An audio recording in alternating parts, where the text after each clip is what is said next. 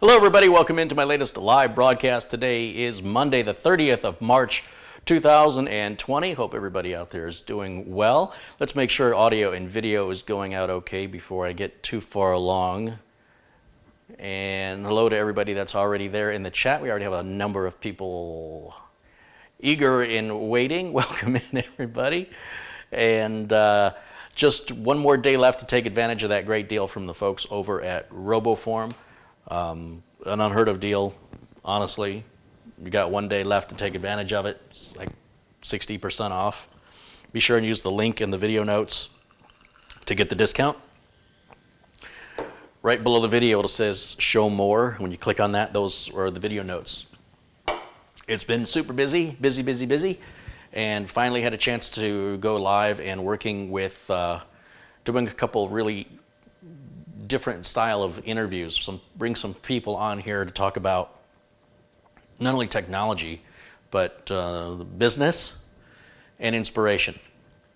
These are three things that are key to what I do, which is my business is in technology, and I am inspired each and every day by others around me and the technology itself that gets me out of bed in the morning and keeps me talking to myself in the kitchen to this thing right here, which presumably you're on the other side somewhere around the world watching.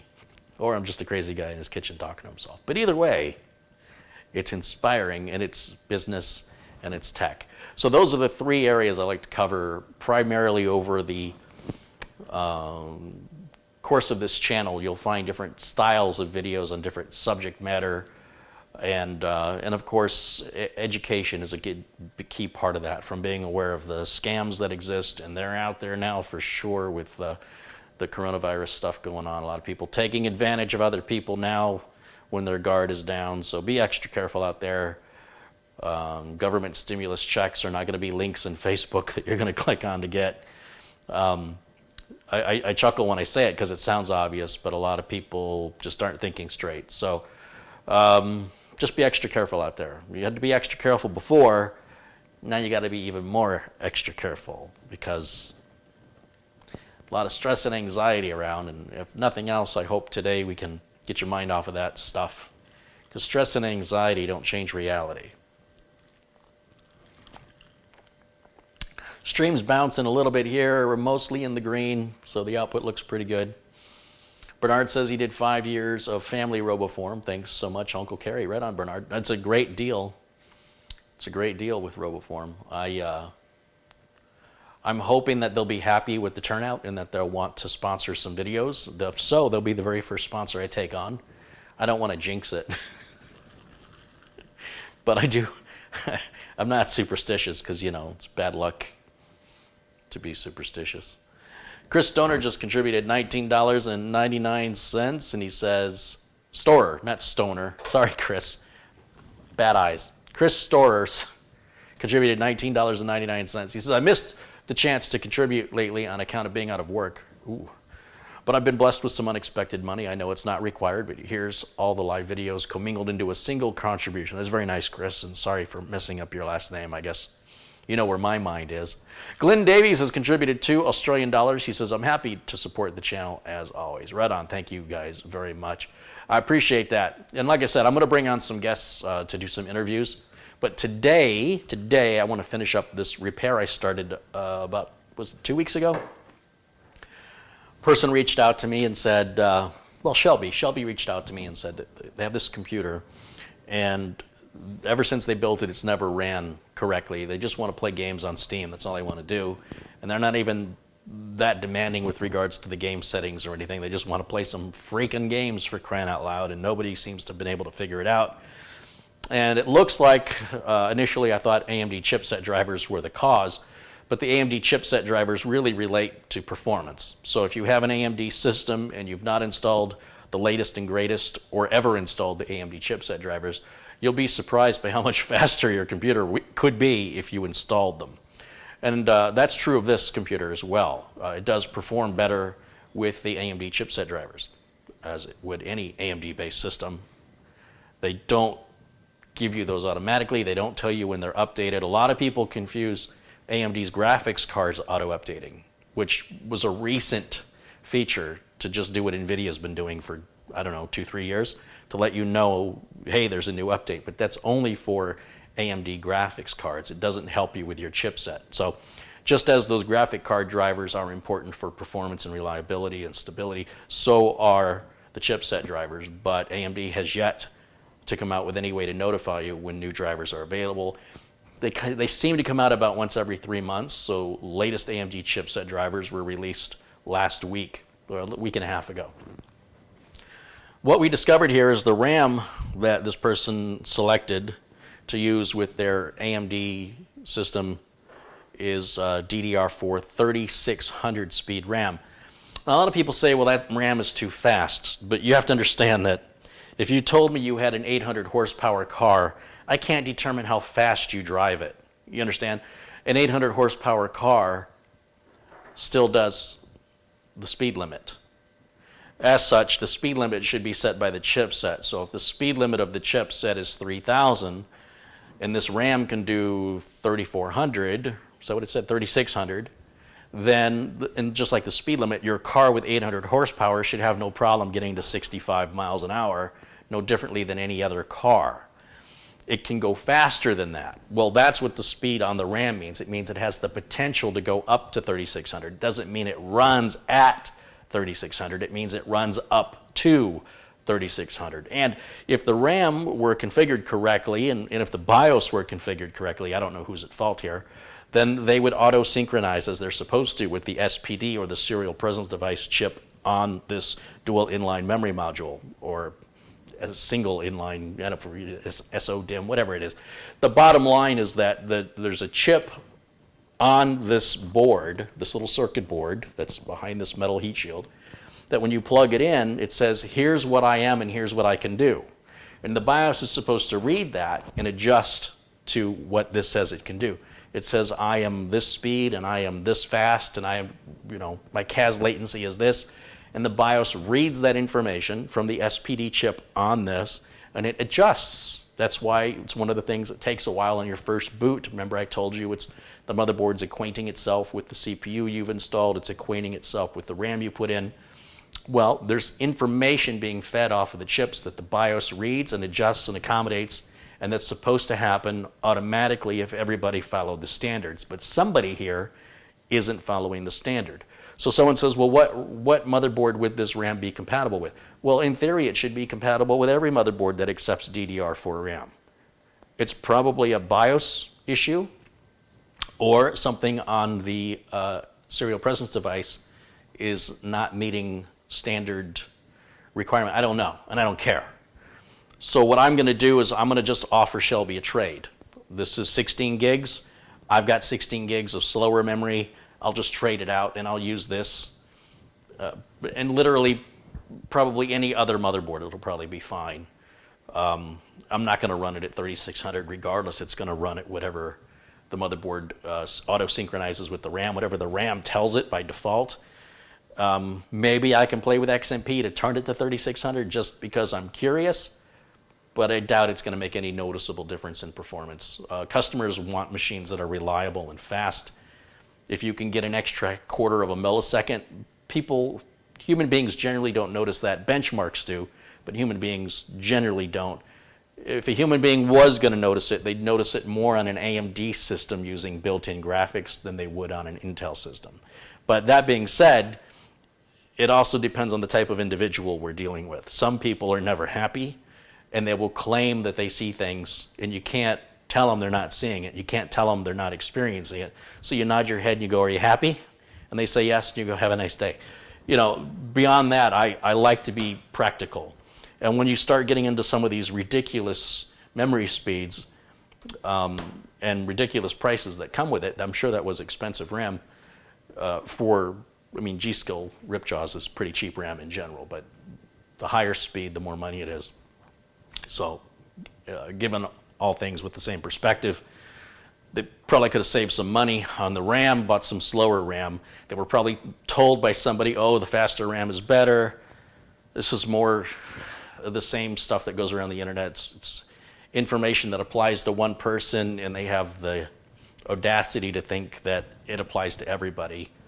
And that's the part of being a technician that I enjoy the most, is meeting each individual's needs, not telling them what their needs are, right? Just saying, what is it you want? What is it you're trying to accomplish? And how do we get you there in a way that is practical, affordable, reliable? And I take a lot of pride in that. So when people make it look so easy, like, oh, it's just this blanket that everybody can fit under, and one size fits all, it couldn't be further from the truth. That is the truth of the world of Apple. And Apple's more of a fashion statement. It's a, what's the word? It's a culture. It's a, I'm not saying anything bad about it. I'm just saying it's different than the PC. With Apple, everything is the same. You don't get all the freedom of choice. Prices are more money as a result because of lack of competition. It's a, oh man, I just had the word yesterday. We were talking about this. It's a lifestyle. That's what it is. It's a lifestyle choice. Whereas with PCs, it's also it's a choice, but it's more technically definable with how much control you have over the computer itself and what operating system you want to put on there. You know, you want to put Linux on it, you put Linux on it. You want to turn it into a Hackintosh, you can do that too. So, and of course Windows, whatever.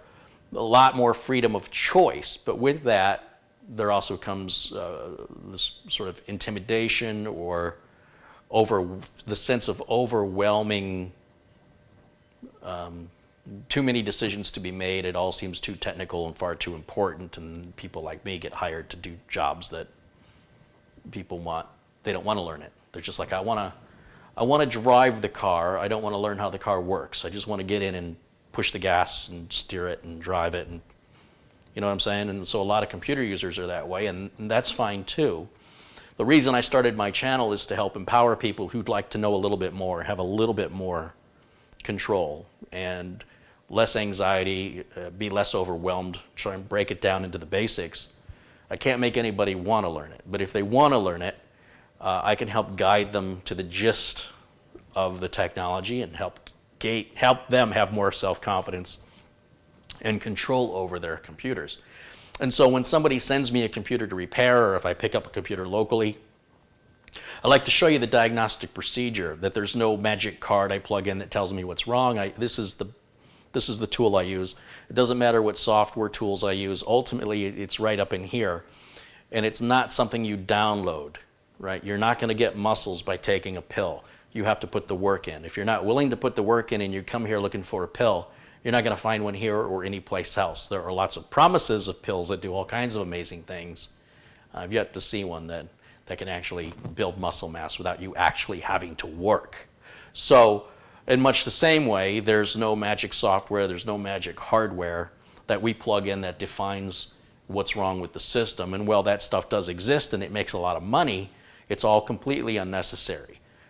It can be helpful, but it can also hinder you by providing false or inaccurate information and lead you down a completely wrong path.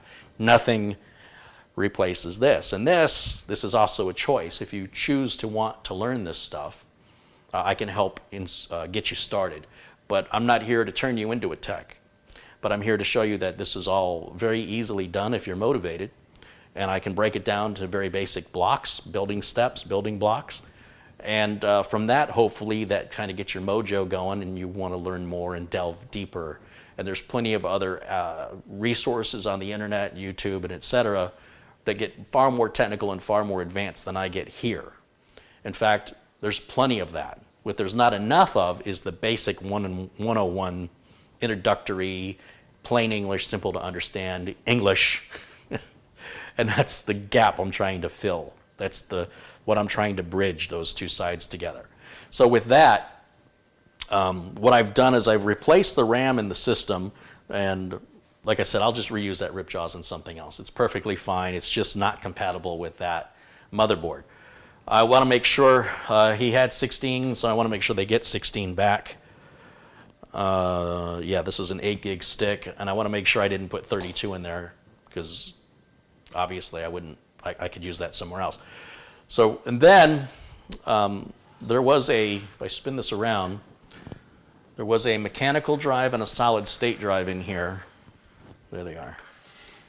This is all still what was taken apart last time from the previous video. These screws and this shield for the M.2 drive. So they had this mechanical drive in here, and this is a big, big mistake.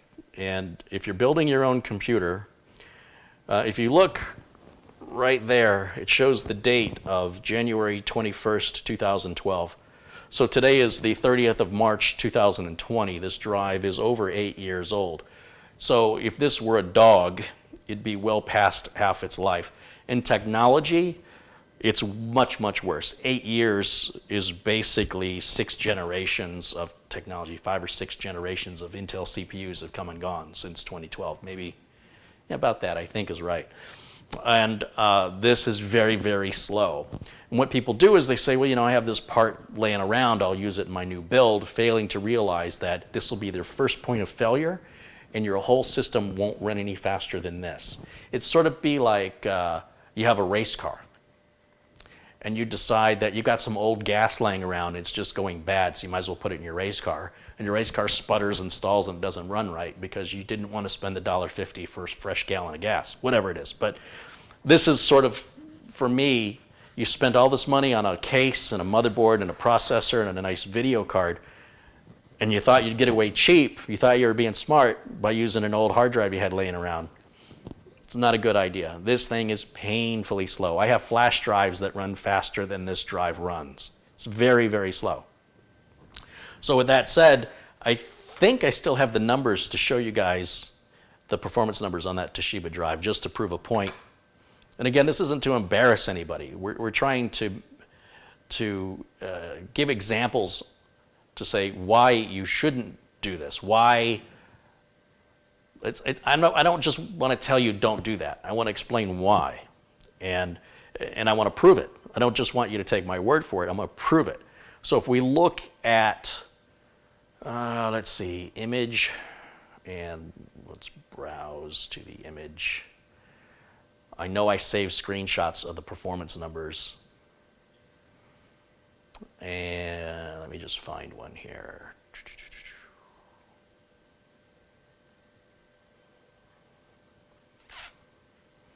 It's here in my folder somewhere. Here we go. Okay, so the Toshiba drive.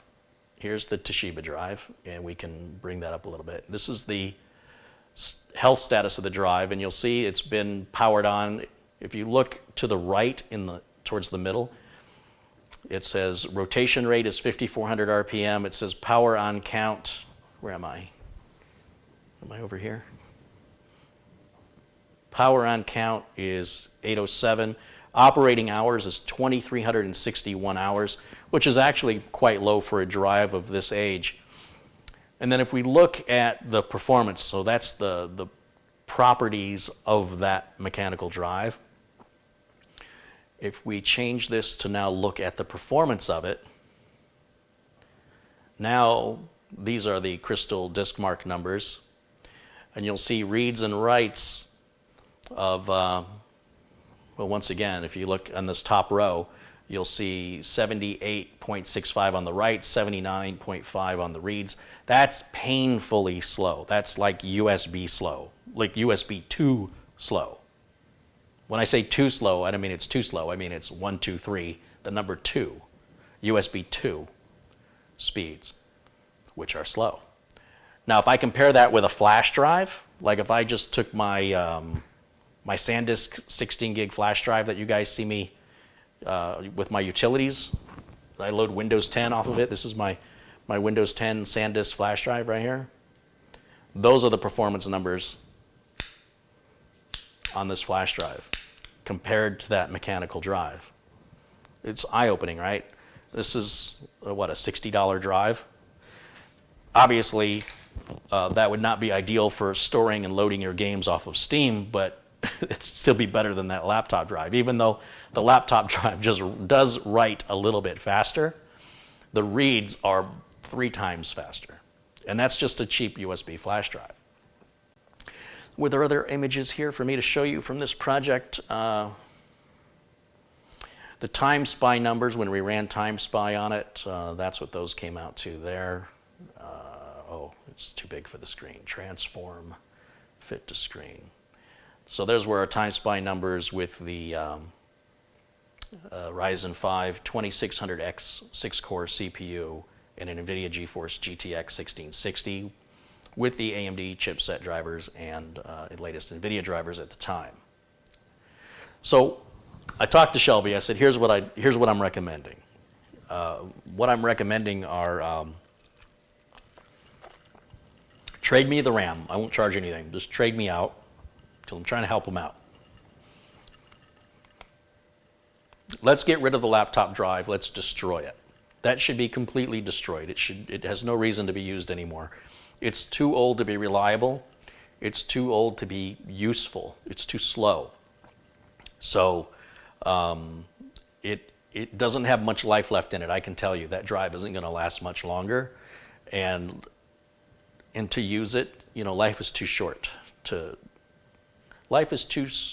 use an old 5400 RPM hard drive. And then let's pull the solid state drive, because I think what they did here is they bought Samsung, whatever this is, and I think it's really small. I didn't even boot the computer from this. If I can figure out how it comes out. So what they've got here, it's not bad. It's a 500 gig Samsung 860 EVO, but still the 860s, I believe, are pretty old. What I'd like to do, my recommendation, is to encourage Shelby and Dwayne to let me donate this to one of the veteran giveaway computers. It's an older, slow drive, right? The 860 series, I'm looking if there's a manufacturing date on here. And what I want to do is replace it, because combined, if you got 500 gigs here, and this is a 1 terabyte drive, right? I believe that's 1 terabyte, which I'm sure was a lot of money back in 2012. I was trying to see where the size of this drive is listed. Yeah, it's 1 terabyte. What I'd like to do, destroy the mechanical drive, give away, wipe and reload Windows 10 and put it in one of the veteran giveaways, and then put in this is an Intel 660p NVMe solid state drive that's, again, 2 terabytes, so it's going to be more storage, less cabling, less to break, much, much faster than, first of all, what were the reads on this? 80? The reads on this? 2,000. The reads on this are going to be about 550 at the maximum. The reads on this, 2,000. So this is 1/4 the size of capacity and about 1/4 the speed. Between 1/3 and 1/4 speed. And then, of course, this is 4 times larger, 3 to 4 times faster, and there's no cabling required. And then we'll reinstall Windows 10 fresh and clean. They want Windows 10 Pro. They had Home. I don't know why they want Pro, but if they want Pro, we'll put Pro on there for them. And then once again, we'll run the benchmark on it. And then it'll be ready to be shipped back. Once the Windows 10 is installed clean, we get all the Windows updates. NVIDIA driver will be the latest one, the AMD chipset driver, of course. And then we'll run Time Spy on it, and it should fly. And we'll put this drive cage back in. It'll be empty. It'll stay empty. And everything else looks good. So that's the plan today. This drive I hooked up was for testing. This is just a crucial drive that was sent in by somebody for the giveaways, but I can't use it because the screws were, the heads got twisted off the screws, and I tried to drill them out, and I cracked the case when I drilled it out. So this effectively becomes a test drive for me to just use around, you know what I mean, for purposes like this. What these are also good for is you can get a little $5 cable and plug it on here and use it like a flash drive too. So if you have any old solid state drives laying around, even smaller capacity ones that were considered either too slow or too small, for a $5 cable you can get at Amazon. You go to SATA to USB, and you've effectively got a little flash drive you can plug in that's pretty darn fast.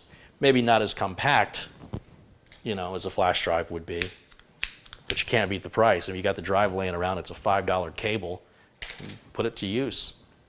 So this will go back on my shelf for spare parts for testing. And of course, this is the heat shield that goes on the M.2 drive for the motherboard that I took out in the first part of this video. It still has the plastic covering the thermal tape, which is good.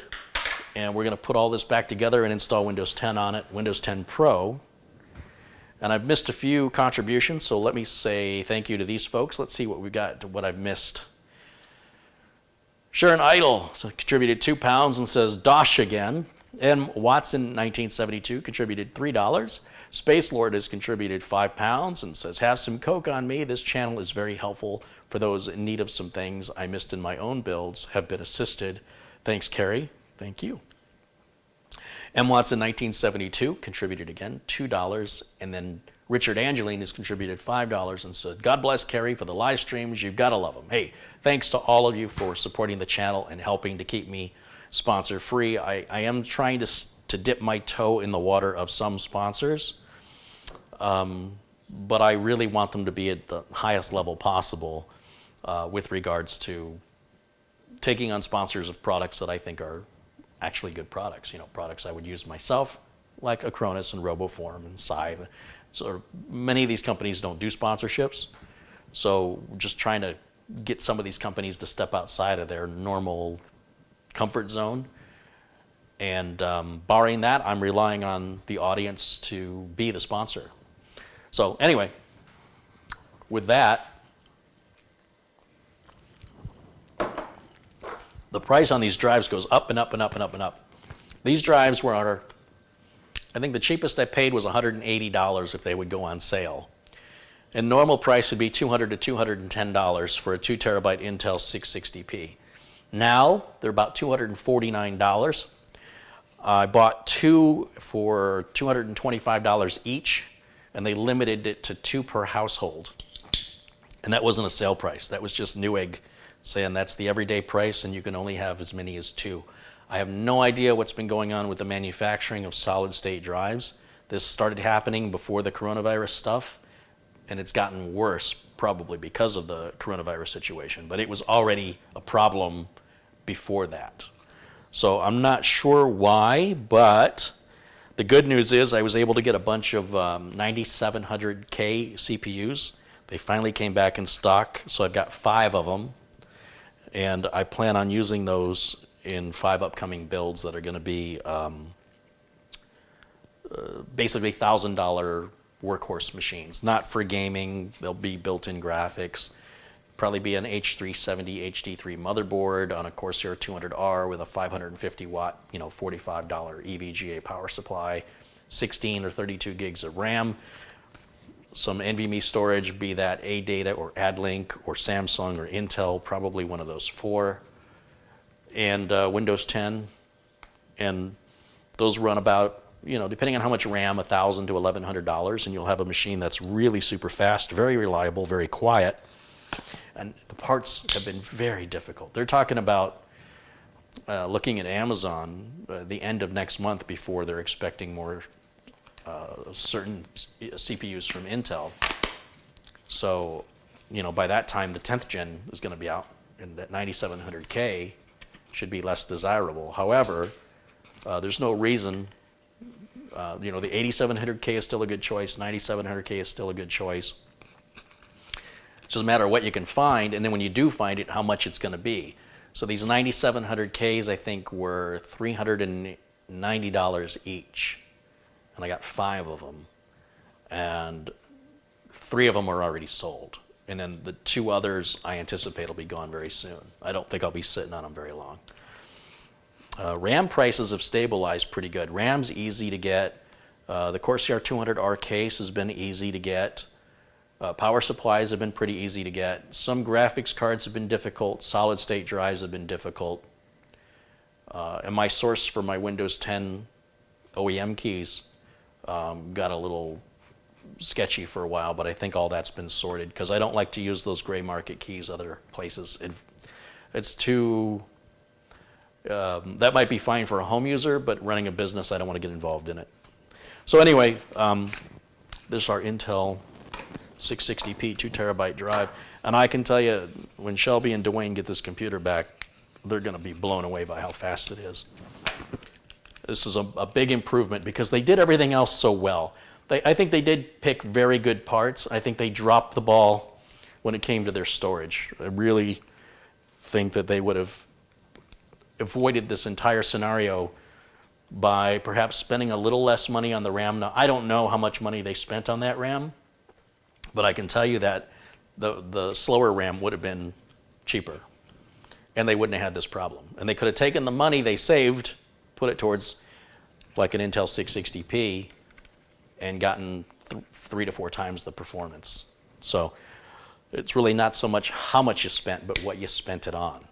I'd rather see actual improvements in performance with solid state going to NVMe than perceived performance differences in certain applications with faster memory and XMP turned on.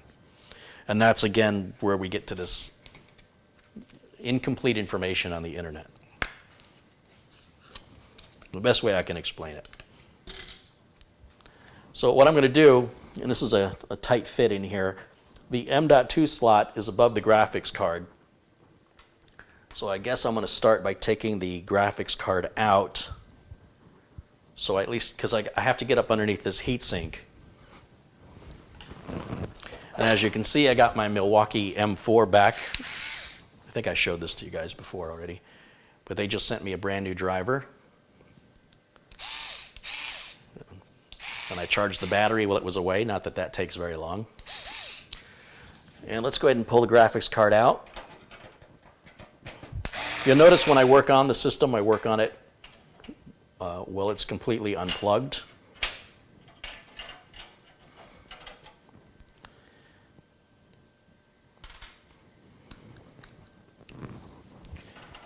And I can tell you, as somebody who's been operating a computer, well, I've been in the business for nearly 30 years. Be careful who you take advice from on the internet. And you got to figure, if somebody's been doing a job, the same job for nearly 3 decades, when they tell you something that has to deal with what they do for a living for nearly 3 decades, you just might want to give that a little more gravity, a little more consideration than some stranger on the internet who doesn't even use their real name, that tells you the guy who uses his real name that has a verifiable history isn't right, but you know nothing about the person who's making the claim. And then you got to wonder, what's their motive, right? I'm not here to sell you anything. What are they doing? They're just trying to prove they're smarter than somebody else. They have some self-esteem issue. What's their motive? So anyway, I'm looking out for you. Ultimately, your decisions, your benefits, your consequences. But I didn't stay in business for nearly 30 years. I haven't been in this business by luck. I can tell you that. There was some luck for sure, but it wasn't all luck. And if you want to dismiss it, well, you go right ahead. I make the same amount of money either way.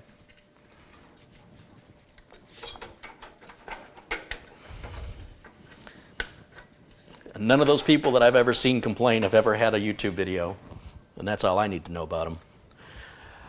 So what I'm going to do is the M.2 drive, there's a small screw that has to come out, and for that I use the JIS screwdriver that you guys let me know about. And this JIS driver, and by the way, all these tools you see me use, from this rotating table to the cordless driver to the knife, all this stuff is in my Amazon store because people are always asking me, where did you get that? So I put it all in the Amazon store.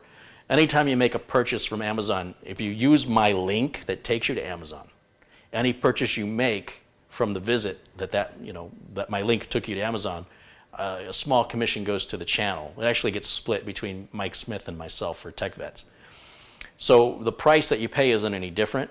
So if you shop at Amazon regularly or anyway, if you use my link that's in the video notes to take you to Amazon, even if you don't buy any of the stuff that's in the link, but you buy something else from the same browser visit, a small commission comes back to the channel at no change of anything for you, the purchaser. Just so you know, it's a great way to show support for stuff you were going to buy anyway.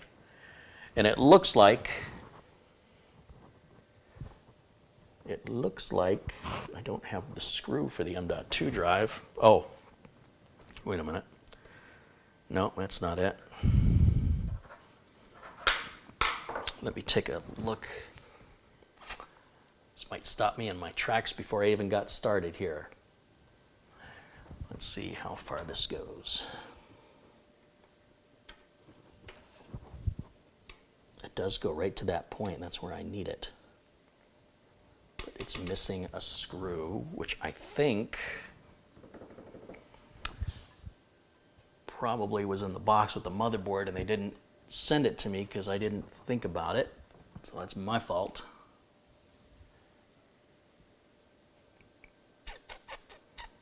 I might have to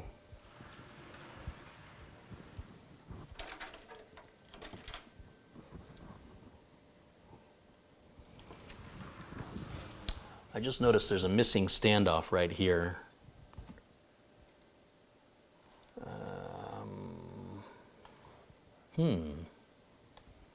That's odd. Let me get my glasses so I can see that a little better. Now the missing standoff and screw are no big deal, but I figure if I've got it, I'd like to do everything right.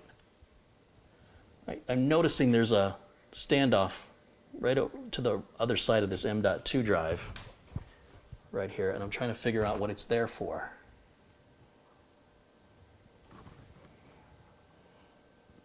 Oh, it's going to hold the heat shield on. That's what that's for. Okay. This bothers me when they don't put the screws in the motherboard for the M.2 drive. That means they're in a box that the customer has. I'm looking to see if there's any other screws missing. It's just this one right here that's missing, which isn't the end of the world. And you've got to use the same size standoff, which I may or may not have. Because this is not a Corsair case, this is NZXT, they might use a different size standoff. And you've got to make sure they're all of the same height, or your motherboard can be damaged or warped if you use ones of different sizes or different lengths.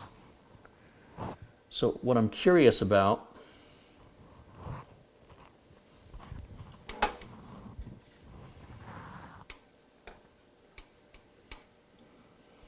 is how necessary that screw actually is. Because when we put the heat shield on it, it's pretty well going to lock it in place. I think it's going to work just fine without it. So for now, I'm going to test that theory. If we did not have this heat shield, we'd absolutely have to have the screw to secure it down. And in a perfect world, I would have spare M.2 screws. These are really, really tiny ones, though. Very tiny and shallow. Because it's also an ASRock board, which I don't use many of those. I'm sure I could go on Amazon and order one, but I honestly don't think it's necessary as long as we put the heat shield on it. Let's see, which way does this go? Does it go this way?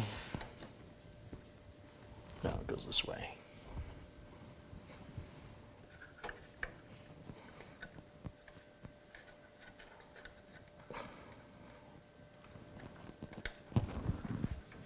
I'll reach out to the customer and see if they've got the little bag of screw. They could probably mail it to me, first class mail, and I could install it.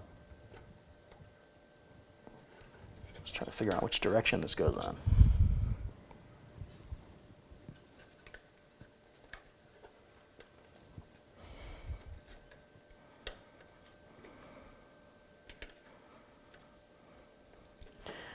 It's very difficult to work on the system with it upright and rotating like this. So what I need to do just for a moment, and I know you're probably not getting much of a view anyway, I want to lay this flat. And I just want to be careful with the graphics card. Let's get that out of the way.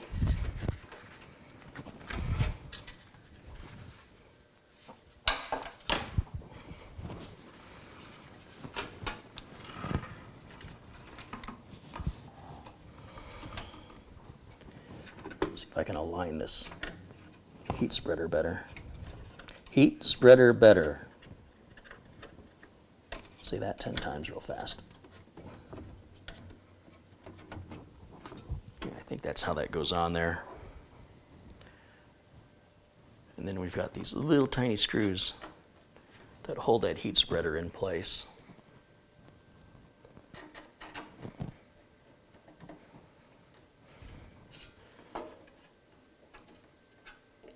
And that heat spreader is going to hold that M.2 drive down. But ideally, we'd have a screw in there to secure it just to be safe. But for right now, just temporarily, I think I can get away with it. My concern would be if I shipped it that way, that the drive could forcibly come out from the socket and be underneath the heat. It won't go anywhere, but it just won't be plugged in anymore. Ideally, the thermal tape is sticky enough that it's making contact with that drive so it won't move around. Those screws are so tiny, they're very easy to misplace, and they're not something you generally can go to the hardware store locally and buy at Home Depot or, you know. You pretty much have to get the screw specifically for the manufacturer. The screws ASRock uses are different from the screws Gigabyte uses. So I think ASRock and ASUS use the same ones, but I'm not positive. This is a disadvantage I have when I'm working on other people's builds, is I don't have the box of parts. And I didn't know when they shipped it to me that it wasn't, you know, already have an M.2 drive. I didn't know that the screws weren't already going to be in the motherboard. Because the manufacturers all do it differently. But with that out of the way, let me put the graphics card back in it.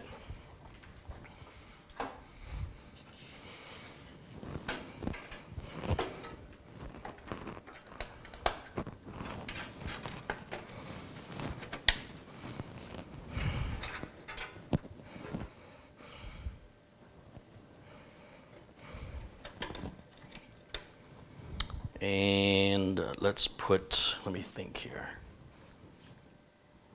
We've got a screw that goes here.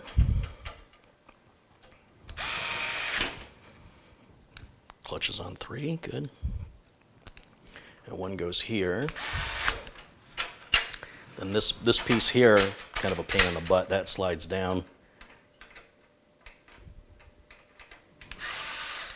Oh, that one's not even tightening. Why is that not? Is that the wrong screw they put in there? Or did I put it in? Yeah, that is the wrong screw. That goes to an optical drive. That doesn't even belong there. That's better. They've got these silver screws on the power supply. I'd like to change those out for black screws just to keep it all pretty.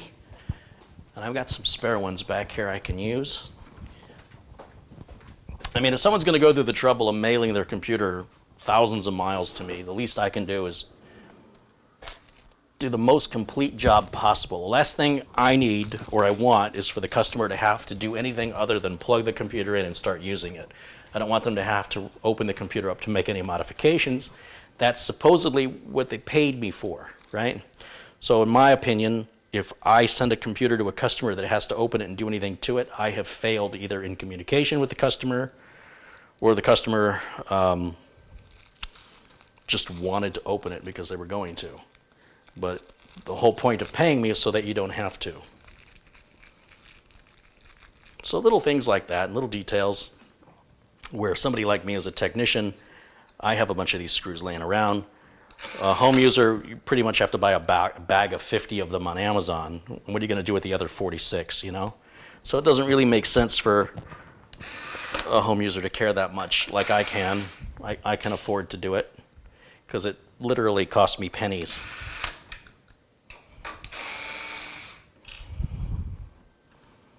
Oh, that's going to look a lot better. Much better. Now there's still 3 screws here. What did those go to? Imagine, oh, 4 screws went to the bottom of this. Okay, that's probably what was holding it in. And then I'll wire tie this, or nylon zip tie this CPU fan so it'll clean that up. But yeah, we should be able to power this on and get Windows 10 installed right now.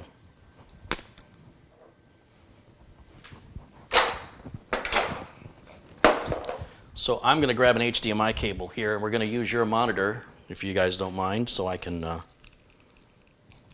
use your monitor at home. We've got 864 people watching, so you can tell everybody you know a guy with 864 monitors hooked up to his test computers. How's that for a nerd? You think you're a nerd? I'll show you a nerd. All right, let's get this HDMI cable plugged in back here. That's going to go on the back of the graphics card. Not to the back of the motherboard, back to the graphics card.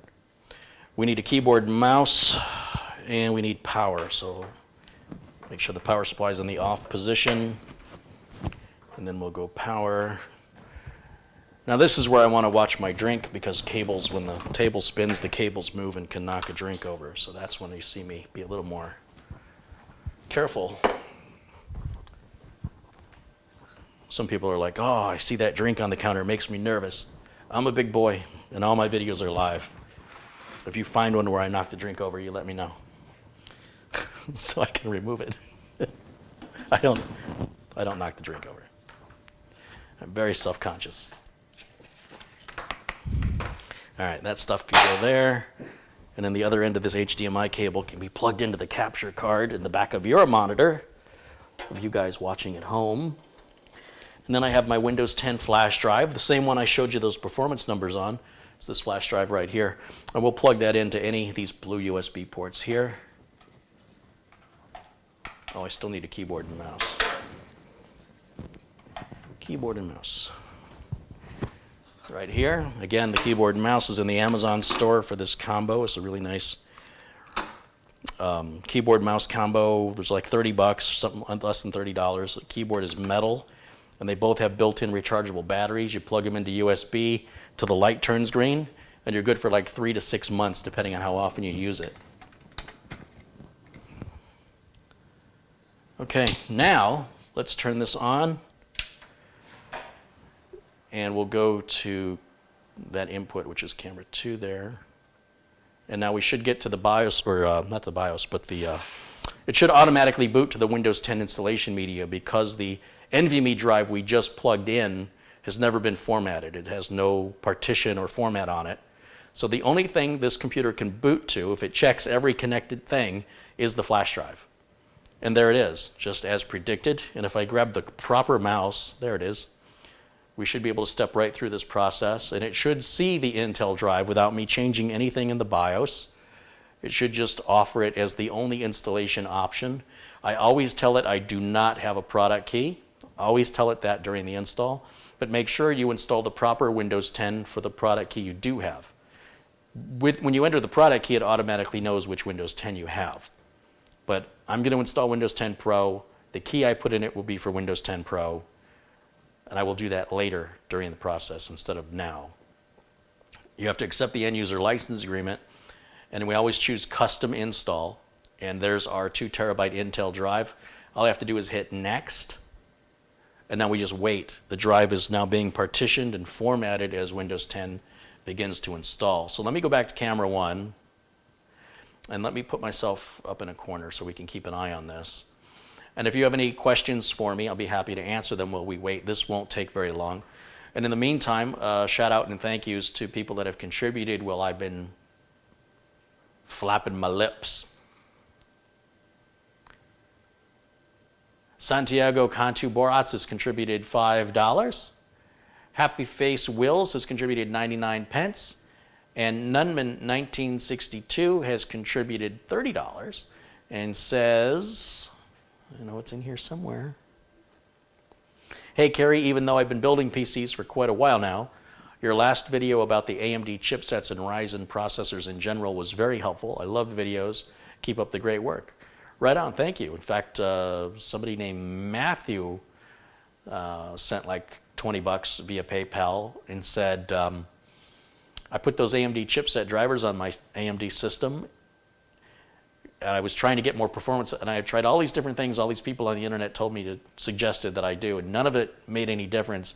Then I put those chipset drivers on, and my system flies. It's like a world of difference, and so I wanted to give you a couple bucks to just tell you that's worth more than I'm giving you, but that's all I can afford to give you. And I wanted to give you something to share, to show how much I appreciate, what a big improvement that has made in my computer performance. Now, no ill will against AMD. I just factually want to observe that that is never an issue with Intel, that those chipset drivers automatically come down through Windows Update for Intel chipsets. And furthermore, the Intel Driver Assistant is a free download that will sit in your system tray and let you know whenever anything Intel related on your system has an update. If you have an Intel network card, if you have an Intel GPU built into your CPU, if you have Intel chipset, Intel SATA controller, et cetera, anything Intel related, even on the NUC Intels, it'll tell you when there's a new BIOS and offer you to automatically apply it, so you don't have to worry about getting the wrong BIOS or figuring out how to install the BIOS. It just all does it automatically. So if you have a pre-built computer like from HP or Dell, then you will use their utilities to get updates. That was all explained in the previous video. But thank you for that. And Glenn Davies, again, with a contribution of $2 Australian. He says, you're doing well on your first Windows install. Yeah, first time for everything. Let's see, we got some familiar faces, or familiar names, I should say, in the chat room. So welcome into everybody, all my friends in blue. And just kind of looking through the names. Did I see Mitch Morrison in there? Did he sneak in? Who let that guy in?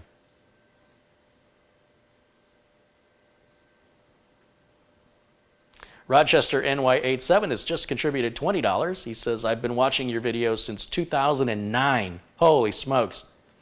Or whenever your earlier vids were, and never listened to TechVets. Last week I did, and now I'm hooked on TechVets, and I'm going to go through the entire TechVets archive. Well, then I don't feel bad for doing like 2 shows last year, because it gives you some time to catch up. Because we were doing a show every week or every other week at first. And then because Mike and I each run our own computer businesses, the businesses always took priority, and the show wasn't generating, it never has generated revenue for us other than odd contribution here and there that we get. So it's always been sort of a little project we do on the side for fun, but we are trying to do more shows. I'm glad that you like it. And there's lots of great resources out there now for people that want to be computer repair owners, tech owners, business. Let me get all the words out of my mouth in the right order. Computer repair business owners, information that just didn't exist when I first started because, well, computer repair businesses didn't really exist for a long time. It's mostly user groups, users helping users. And well, computer user groups have mostly faded away. They still exist a little bit. A lot of them are online now, if they exist at all. And most of them are the older generation. All right, United States, yes. And then the keyboard layout is United States. And I do not want a second language on my keyboard. I thought I said no. Skip. That's what I wanted. I hit the wrong button. I always tell it I don't have internet. I don't want to hook up internet right now because I want to create a local account. So right down here, we'll continue with limited setup. If the internet was plugged in, it would force me to create a Microsoft account. So I always install Windows without that. And I think this goes to Dwayne. And I'm going to leave the password blank. That's for the customer to set up at their will whenever they want to or if they want to. We'll say no to this and decline Cortana. And we're going to turn off everything but location settings so that can set our time zone for us. And accept that, and it should wrap it up. So Rochester NY87, thank you for your contribution. I appreciate that very much. And for everybody else contributing. And not just contributing financially, but also contributing by being kind in the chat room or by sharing the links on your favorite social media sites or by using the Amazon link when you're making purchases so a little kickback comes back to the channel. All of that is all ways of support. Jonathan Mayberry's contributed 10 pounds. He says, I never saw why they had to put in a screw that small. Well, if you've seen the Wi-Fi add-in cards, those are pretty tiny, about the size of a United States coin, like a 25-cent quarter. And so it would require a small screw. And it's one screw for all, whether it's a little tiny Wi-Fi card or it's a 22 by 80 millimeter NVMe, or even they go up to 120. It's still the same one screw that holds them all in universally. So it is by its very nature holding in something small, and therefore it has to be unobtrusive and small. So that makes sense. What doesn't make sense is why sometimes board manufacturers put those screws in a bag in the motherboard box, and other times they're pre-installed on the board which is where I personally think they belong. Fat Tony's contributed $5 Canadian. Thank you, Fat Tony. And Zero Course says, Carey, my PC would have you pulling out your hair. Too late. He says, I have a boot solid state drive with 4 2.5-inch spinning rust drives for data storage. Hey, man, look, for all I know, you got a lot more time on this planet than I do. And if that's how you want to squander it, it's entirely your choice. It's not my suffering. If you like to eat cold poison for dinner, that is your business. Speaking of cold poison, I think I'll have some more Coke. What do you mean they don't want to sponsor me now? What'd I do? I'm going to need an Ethernet cable.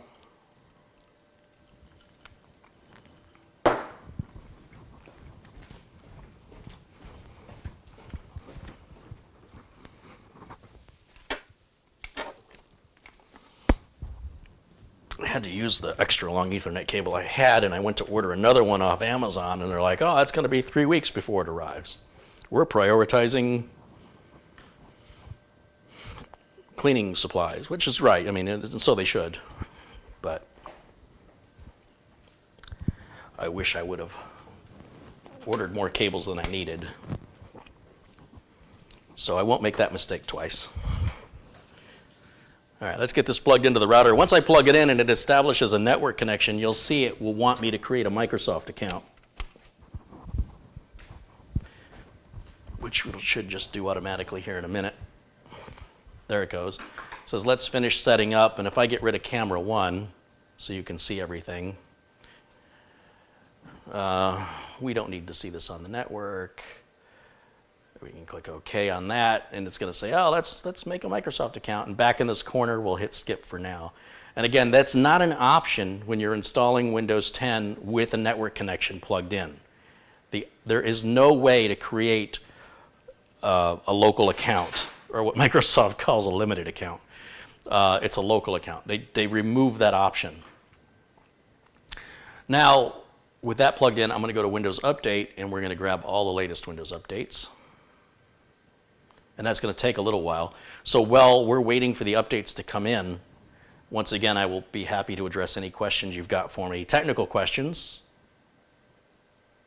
I'll do my best to provide you answers. And also, there's plenty of very smart people in the chat room. Many of those friendly faces in blue, friendly names in blue, will also often offer up alternative suggestions to what I may have to say that should equally be considered by you as well.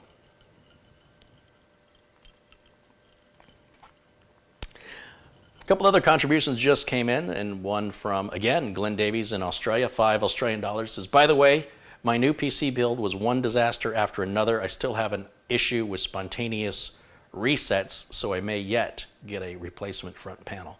Well, just disconnect the reset switch before you go replacing any panels. If you've disconnected the reset switch and the problem still occurs, you might try a different power supply.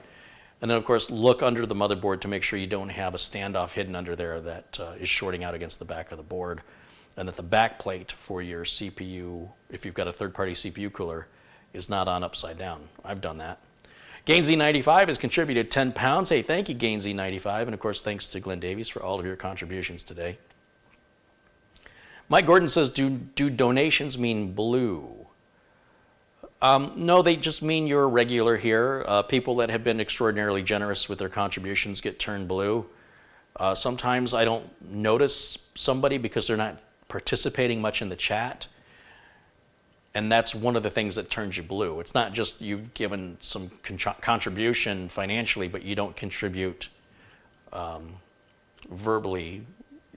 So we have, for example, 1,017 people watching, but if I look and see how many people are actually participating in the chat, it looks like, oh, there's a way to check this. Where is it? Participants. The participants 1, 2, 3, 4, 5, 6, 7, 8, 9, 10, 11, 12, 13, 14, 15, 16, 17, 18, 19, 20, 21, 22, 23, 24, 25, 26, 27, 28, 29, 30, 31, 32, 33, 34, 35, 36, 37, 38. I'm number 38. 39, 40, 41, 42, 43. So out of over 1,000 people watching, only 43 of you appear to be participating, less than 50, because as I'm saying it, people are jumping in and out, are participating in the chat. Some people watch me and go, well, how do I participate in the chat? Well, if you're on a computer, if you're on a smartphone, if you're on a tablet, you should see the chat automatically go by as you watch the video. Not so much on a television. I haven't really tried it. There's always a way to do it. But it's really obvious on a PC because it's just there. It just happens automatically. And when you watch a playback of a recorded live show, you will also see the playback of the chat, but you can't participate in it because it's recorded. It's already happened. And instead, you can leave a comment below the video. When I'm live, there's no option to leave a comment under the video. As far as I know, it's chat or nothing while I'm live. So there's nothing special you have to do other than have a YouTube account. Did I take the plastic off the M.2? Yes, I did. In fact, this video, you can rewind it and you can watch me take the plastic off, although my back may have been turned, so maybe you didn't see it, but I did take it off the counter and throw it into the trash. Let's see, what did I miss here? Looks like my update stopped. Let's scroll through the updates. Oh, it's still working. Still doing something here. And then contributions. I think I'm caught up with contributions, yes. And let me look through the chat and see if there's other questions.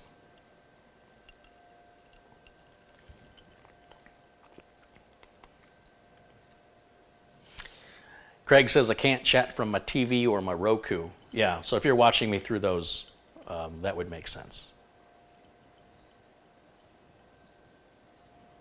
You can cast from your phone to the TV, well, assuming your TV's got Wi-Fi. If it's a smart TV, when you use the YouTube app on your phone, instead of using youtube.com, you download the YouTube app.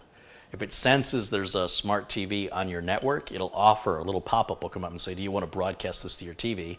And you hit yes, and you'll be able to watch your YouTube videos on your TV. It's just that easy.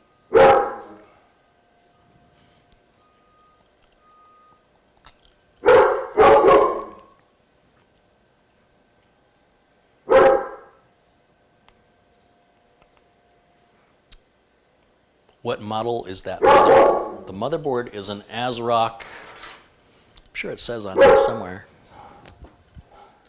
X470 Gaming K4. It's a ASRock X470 Gaming K4. I'm done with this flash drive, so I'm just going to pull it and set it aside for now.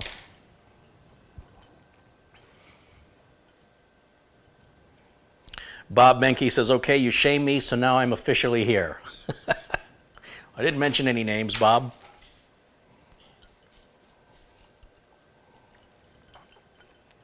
Carey, what would cause a Dell laptop to not charge anymore? The battery and the AC adapter have been replaced, and the internal AC connector was replaced.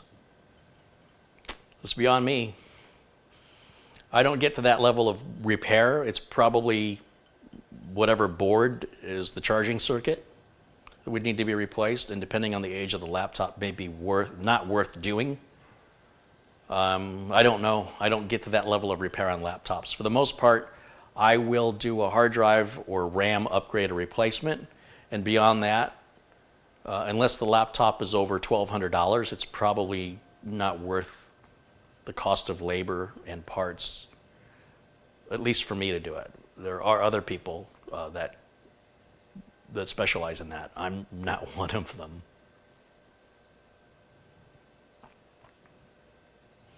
Where do I find your email? You can go to tech-vets.com and you can click on the About section on my YouTube page.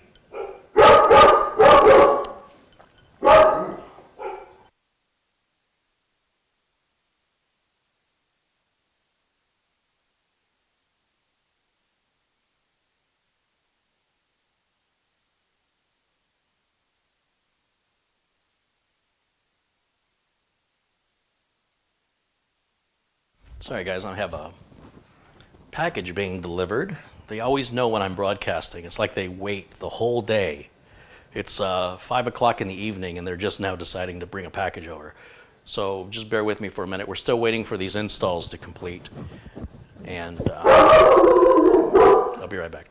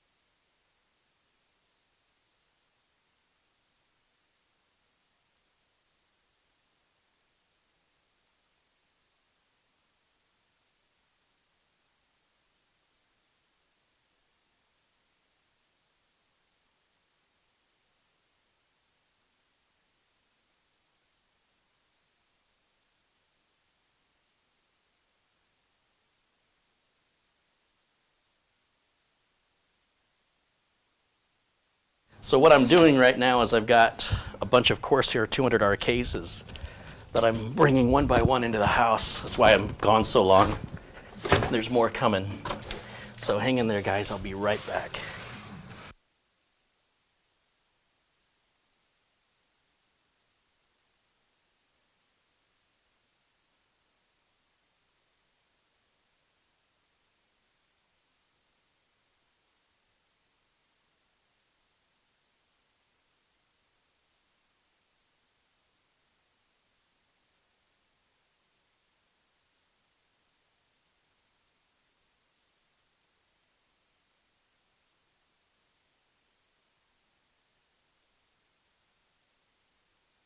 Okay, I'm just waiting on one more.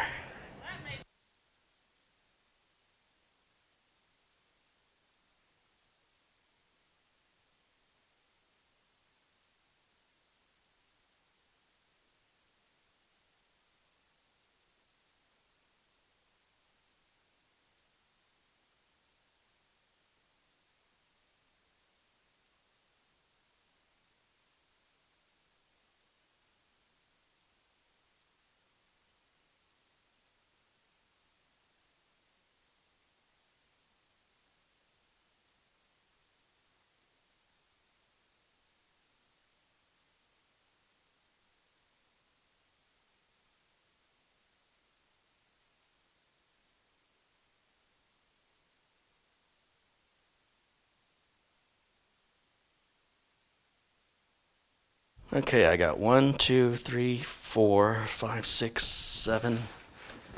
Wait, 1, 2, 3, 4, 5, 6. 6 Corsair 200R cases. So you guess, if you were guessing I had some builds coming up, you would be correct.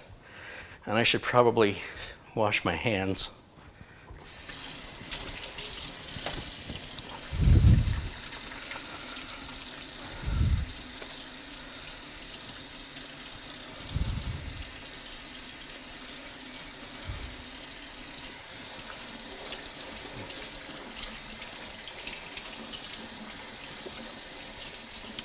Okay. All right. Where was I? I guess we got to do a restart on the Windows 10 install. 1,024 people watching right now. Apparently all I have to do is go to the door and more people show up. It doesn't work that way in real life, but I guess that's a good thing.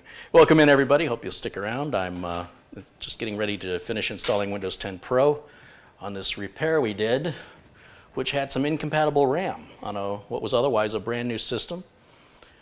And we've got the Intel 660p 2 terabyte drive installed. And we're going to remove the two other drives they had. And that was the laptop 2.5-inch drive and the Samsung 860 EVO. And then hopefully I'll be able to get this shipped back out. And they get to their gaming. They want to be gaming. Did you call me?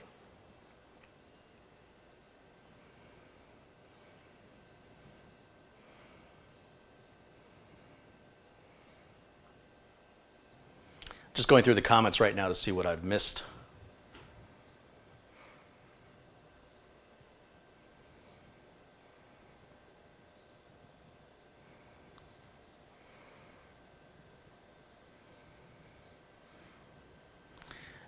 Rick says his cat likes to hear Jimmy bark.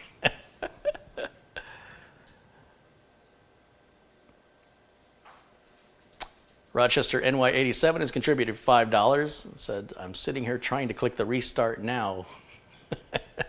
Yeah, if you go full screen, you know, with the exception of me being in the corner, it'd be very easy to not remember that's not your computer that your monitor's displaying. That's why I said I'm borrowing your monitor.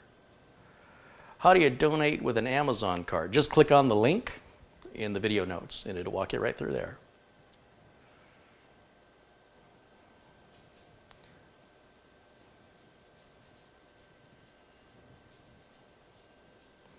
Okay, we're going to go back to Windows Update again. Oh, I got to bring the right screen up first, and then I have to use the right mouse. It's a little bit convoluted streaming versus, you know, the way you guys would follow along. You just have one computer, you're not streaming it or anything like that. One keyboard, one mouse, one screen. I'm trying to manipulate two systems with two keyboards, two mice, and multiple screens. But I only have one physical screen, and I have to emulate. Anyway, it's sometimes confusing. Does all that barking make you thirsty? Does all that talking make you thirsty? Yes, it does. Well, all right then. Glad we could agree.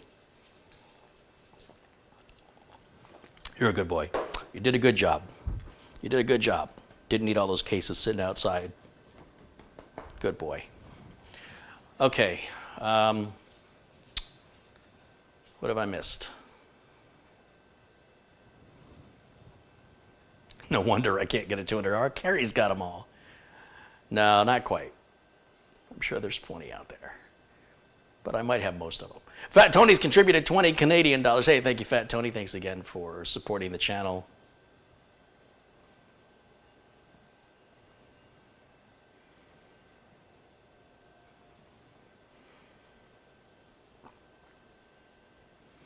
Wonder Woman says, I missed her contribution. Where is it? It's going to be in here somewhere. Kelly Stewart contributed $2 and said, I'm glad that I got my $100 Amazon card donation. Oh, glad that I got it. Kelly, thank you for... Yeah, Kelly sent an Amazon gift card. They're very generous. Thank you, Kelly. Ian contributed $5. Hey, Ian, thank you so much. And Happy Face Wills contributed 99 pence. Duga57 contributed $2 Australian. Well, I missed a bunch, didn't I? Alan Stevens contributed $2.99 Australian, says towards an overhead camera or a head cam. So I do have the overhead camera boom. It's a hassle to set up. It wouldn't do you any good for this build, but I've used it like when I'm prepping motherboards. I'll bring it out. It's a hassle to set it up. But I do have one. And the camera on the head mount, that just made people nauseous because I'm always moving around. And so, yeah, that did not work well. It made a lot of people very nauseous.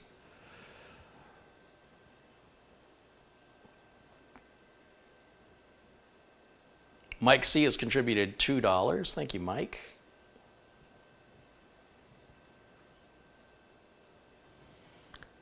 And...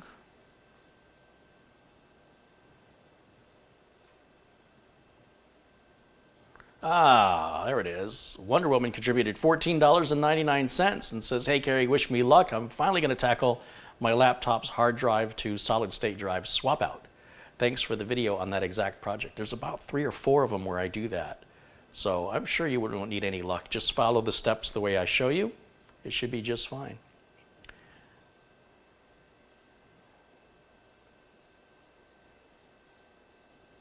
Want to be someone contributed $5. Hey, thanks to all of you for contributing and sponsoring this video today.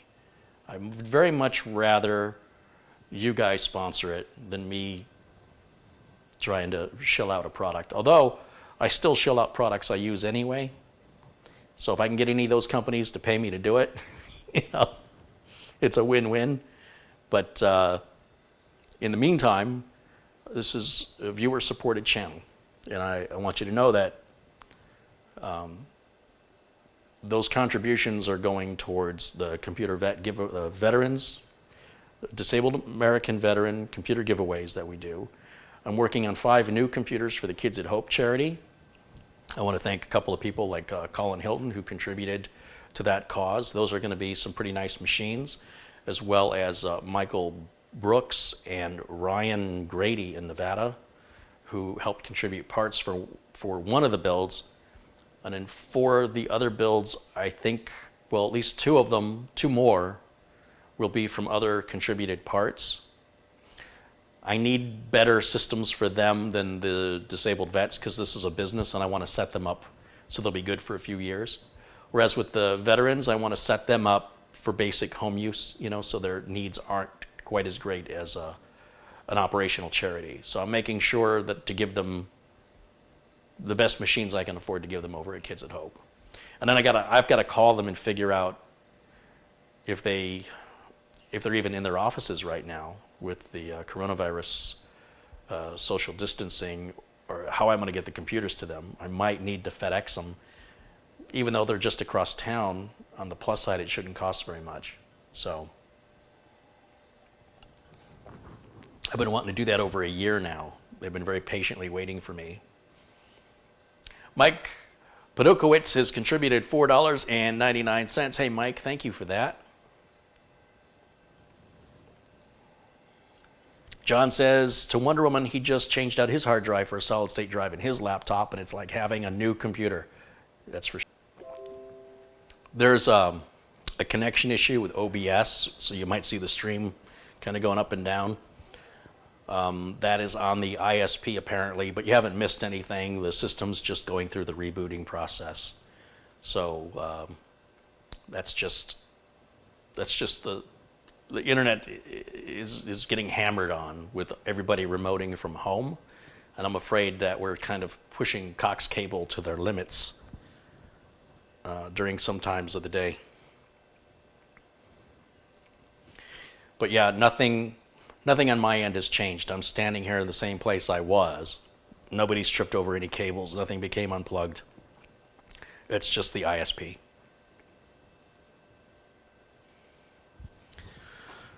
All right, we're going to go back to Windows Update one more time.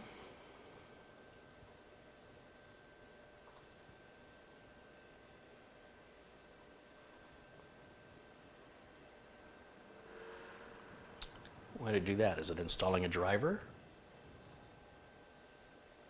What's it doing? Well, that was weird.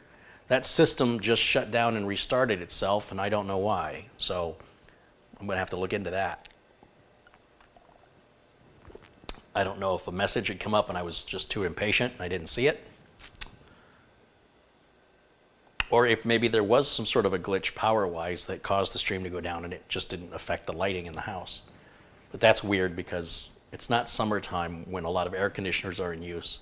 So typically if there's a power outage in Phoenix, it's during a high energy use time of day. Or a car accident that hits a power pole, but that very rarely happens. The car accidents usually hit everything else. Glenn Davies contributed $2 Australian. He says, don't worry, you push all of us to our limits. I hope so. You can do it. And Dale Maluk or Maluke. Wait, I'm waiting for my stream to come back. Let me repeat what I just said. Glenn Davies said, don't worry, you push all of us to our limits. And Dale Maluk has contributed $5. Thanks, you guys, for, again, supporting the channel. Well, let me go back now to Windows Update. We're going to check one more time. And at this point, it should come back and say we've got all of our updates now. Then I can download the NVIDIA driver, and I also want to put on the AMD chipset driver. I also want to run Uncle Carey's Windows 10 optimizer on it. And then we can put TimeSpy back on it and run the TimeSpy demo because it was crashing. It wouldn't complete that demo before, and that was the whole reason. It was trying to play games in Steam, and the games just wouldn't play. And they found that by running the TimeSpy demo, that was a way I could emulate it without having to log into Steam. Although most people get the TimeSpy demo from Steam, you can find, if you Google it, you can find a site where you can download it. It's a big 6 gig download. So what do I want to do first? Let's run Let's grab the AMD chipset driver first. So the way I'm going to do that, we'll bring up the browser. We'll just type in AMD chipset driver or thereabouts. I might have typoed somewhere. And we'll click on that first link, and we want chipsets right here, chipsets, socket AM4, and we've got a socket 470, and hit submit. There's our Windows 10 drivers right there. Get the cookie notification out of our way. AMD chipset drivers, we're going to save that. And we'll open it. And we will run that file. We'll just hit run. And while it's doing that, we can close. We're going to click yes. I can close all these windows that are open behind it because they're just clutter and distracting. This is what we want to see happening, which is the chipset drivers installing, or the installation files are extracting into a temporary folder. And then it's going to come up with our installation options here with green checkboxes already selected for the drivers. Hit install right down there. And now we just wait a few moments for that to install, and then it'll need to reboot for those drivers to take effect. And that's going to improve our drive performance. We can also download the Intel NVMe driver and the Intel SSD toolbox as well to maintain the performance and monitor the Intel SSD and schedule basically a trim command once a week or however often we want to run it. Now Windows 10 automatically does that on its own, but the Windows SSD toolbox offers you much more granular control. And it only works with Intel SSDs. Just as the Samsung Magician only works with Samsung SSDs. And as far as I know, no other manufacturer has a utility worth having. AData's utility is worthless as far as I can tell.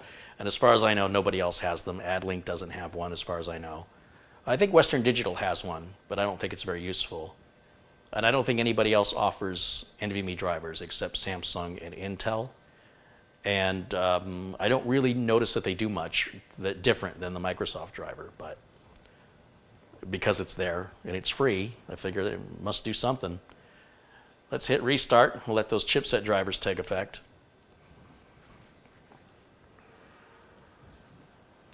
And then let's see what happens with, let's see.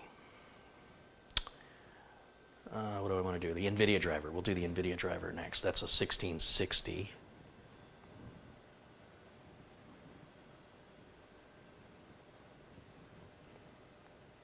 That's just about here. Once again, we'll go back to the browser. This time we'll go to nvidia.com. And we'll click on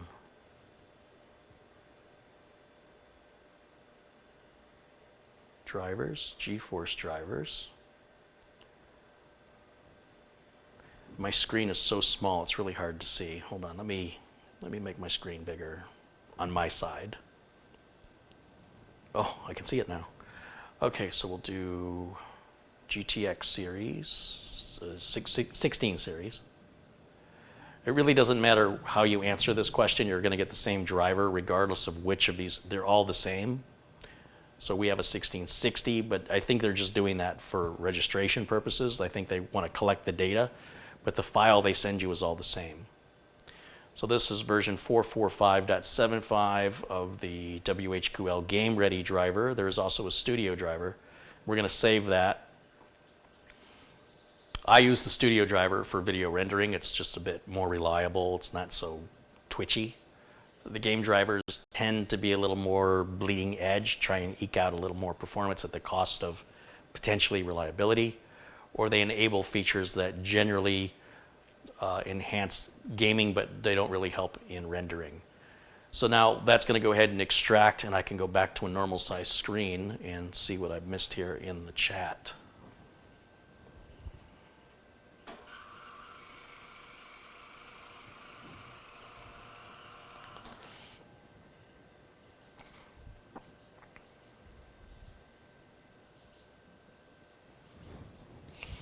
Glenn says, I had to hide someone with a bad username. I hope that's okay. Yeah, I do like to keep it family friendly here. So if somebody's got a username that is vulgar, then yeah, I would appreciate, because I don't want to have parents worried about their children watching a channel that at first glance may appear to be something vulgar because of some participant that has no consideration like that. So yeah, I'm fine with that.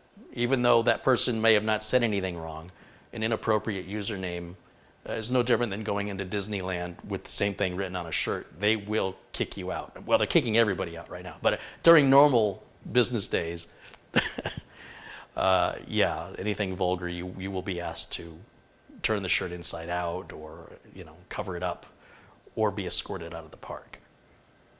So we're just kind of doing the same thing here. Trying to keep it family friendly.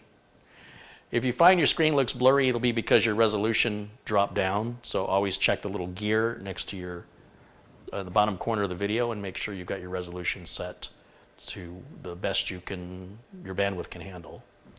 I mention it because mine just went to 144p for some reason, and everything looks blocky and blurry. And with the bandwidth being consumed like it is, YouTube will auto-adjust if it senses that you're having bandwidth issues. And then sometimes YouTube gets it wrong. What a shock.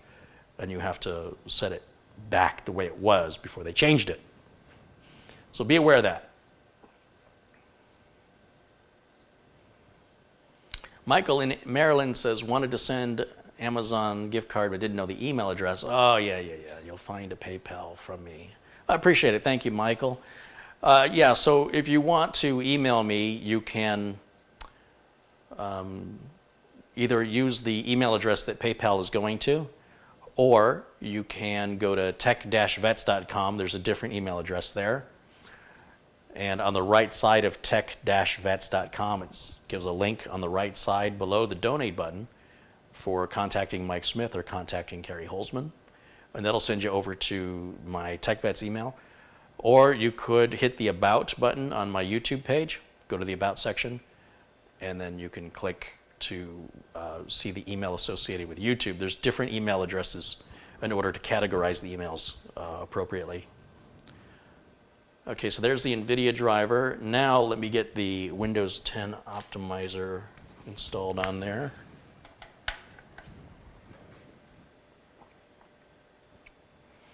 Let's close that. And close that.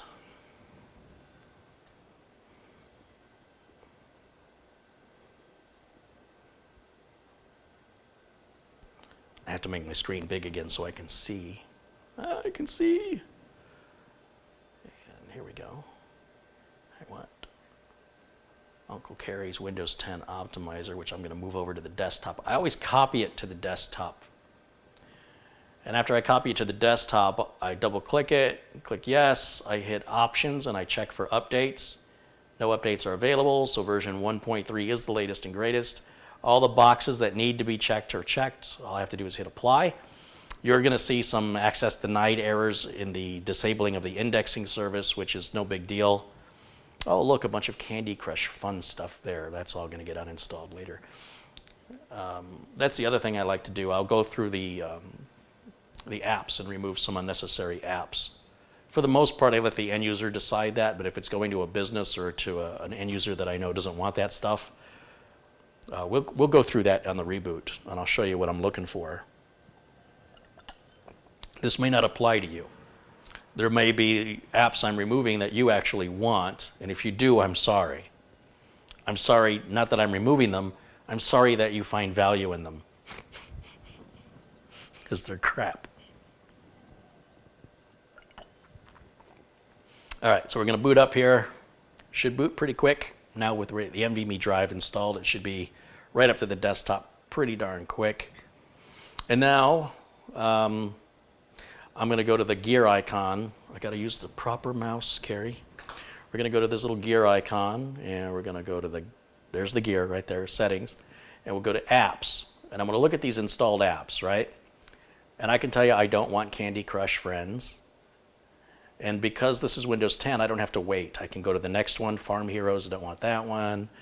I don't want this game bar, but it won't let me uninstall it. I don't want Groove Music. That can go. I don't want, well, the solitaire can stay. A lot of people like that. The mixed reality portal is a waste of time. We'll get that out of there.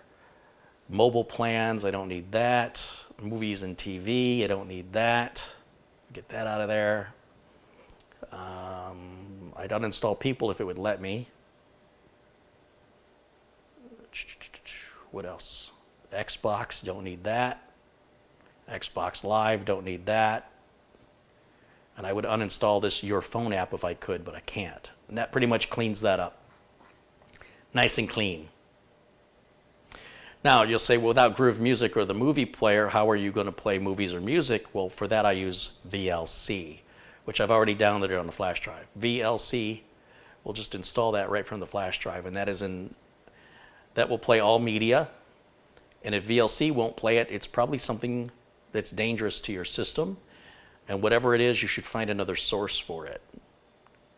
A lot of people get themselves in trouble when something says you need a codec. If VLC won't play it, it's probably a harmful file. So even if it's not a harmful file, it means it was encoded in some bizarre, unusual way, which to me makes it a harmful file. Because VLC pretty much supports everything legit with no problems or compatibility. And I don't have to worry about associating VLC as the default media player because there's no other media player. See what I did there? Now I don't have to go and change default media player settings. It's the only media player there is for movies and music. And therefore, by default, becomes the default. You see what I did there? I know, I'm clever. Okay, not so much? Oh, you're no fun. Let's install TimeSpy. So we'll go here to PC testing software. This is a big application. It's like, what is it? 6.3 gigs. So what I'm going to do, just to make it install a little quicker, we'll just copy the whole installation folder to the desktop. See, that's a fast flash drive. It's moving that data pretty darn quick, considering that's going through USB. It's not too shabby.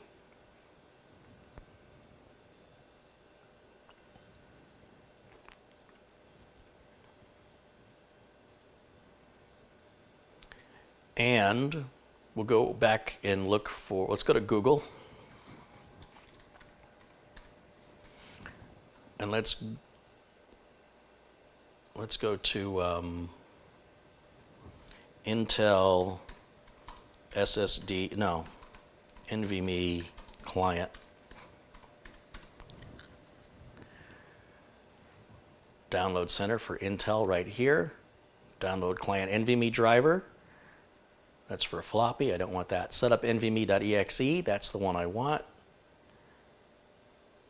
Again, this is only for Intel NVMe drives. And it's optional, you don't have to have it. Accept the license terms. We'll save it. Probably didn't have to save it, but now we'll hit run. And down here, click yes, hit next, accept the end user license agreement, hit next, next, and it will reboot for that driver to take effect. Since that's the main driver communicating with the solid state drive, it has to reboot just like you have to stop your car to change a tire. The system has to restart for the driver for the storage system to take effect.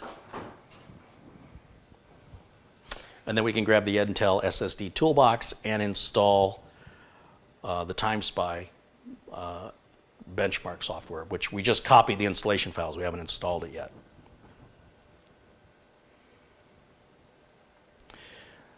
So I'm going to go back to Google. And we'll do the Intel SSD toolbox. Download the Intel solid state toolbox. Now that's for all solid state drives, not just NVMe drives. We want the latest, which is 3.5.12 as of March 30th, 2012. We'll grab the executable file and just run it. We don't have to save it. It's an 82 meg file. It's not too big. and then we can close that window, and we'll let the SSD toolbox install here real quick.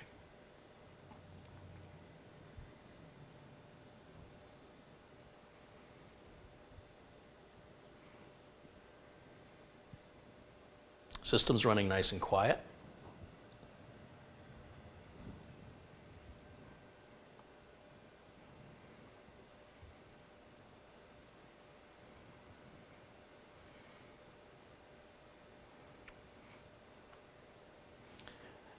All right, we'll hit next. Hit yes. You'll notice all Intel, like chipset drivers, graphics card drivers, and software installs in the same process. I like that. Do you want to run the Intel SSD toolbox now? Sure. Why not? It'll come up and give us the health status of the solid state drive. It'll take a minute for it to propagate the information. There it goes. We can see our firmware version. There's diagnostic scans, firmware update, which tells us the firmware update is part of the SSD toolbox. So basically it's saying the selected Intel SSD already contains the current firmware version as of this toolbox version. So you have to get a newer toolbox version to update firmware if there's a newer firmware. It works a little differently than most. As for the system tuner, there's this where is it? Intel SSD optimizer here at the top. You can run the optimizer. What I like to do is schedule the optimizer by adding it to a task. We could have it run every week on, I don't know, we could start it on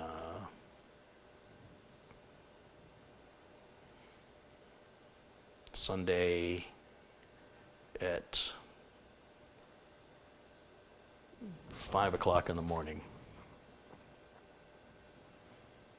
And I think if it misses the time, like if the computer's off, it'll run the next time it's available. We'll run it on all supported Intel SSDs and hit the add button and hit scheduler. Now it's added this weekly schedule to optimize the solid state drive. The end user doesn't have to think about it. So it's a nice feature that Intel offers, but you don't have to have it. With that done, the system basically now we can run the 3D Mark software and it should run without any crashing. Should. Got to accept the end user license agreement here and hit next and hit next and yes. And I'm going to close that window over there. And this will take a minute to install. Like I said, it's six gigs, so it's pretty sizable. And then we'll give her a run, see what she does.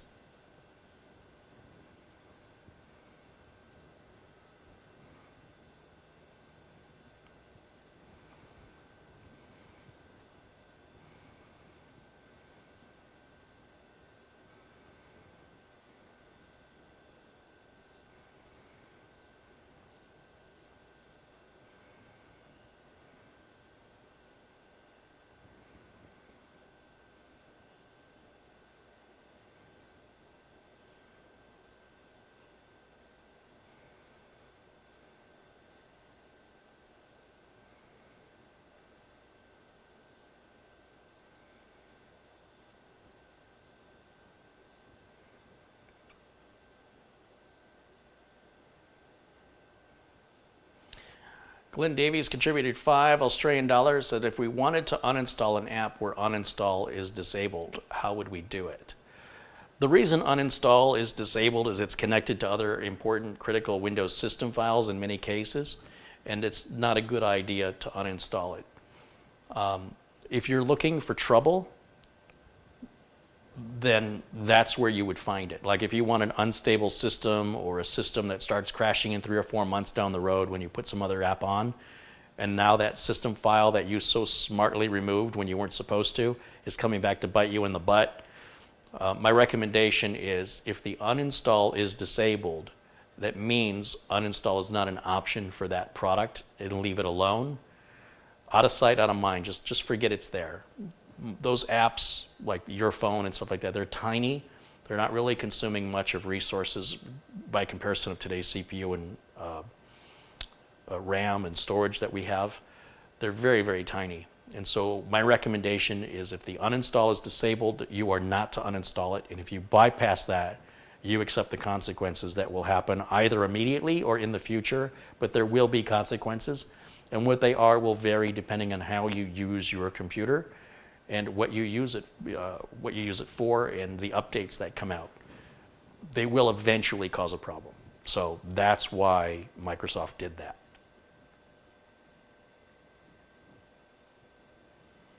They are trying to protect you from yourself.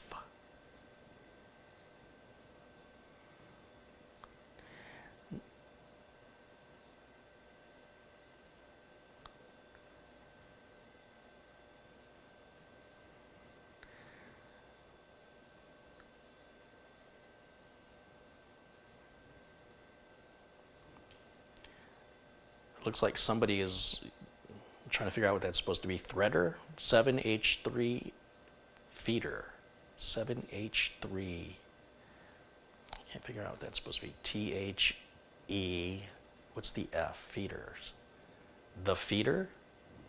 Contributed $10, says, watched your USB flash drive comparison video and I ordered a flash drive for review and had it shipped to you.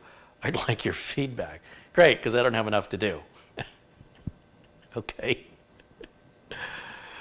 I sent you some stuff to work on for free, but you can have the flash drive. Okay. I'll check it out, but honestly, guys, I'm really buried in work over here. But if you do, I'll check it out. I mean, you could just do what I do on my video and do it yourself. But it's not like I'm bored with nothing to do.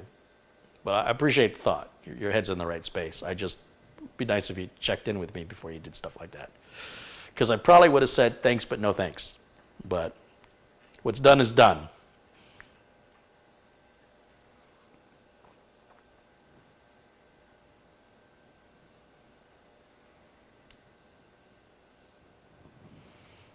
All right, we should be able to run Time Spy now. Oh, there's updates to it. We'll get the updates, of course. I always forget about that.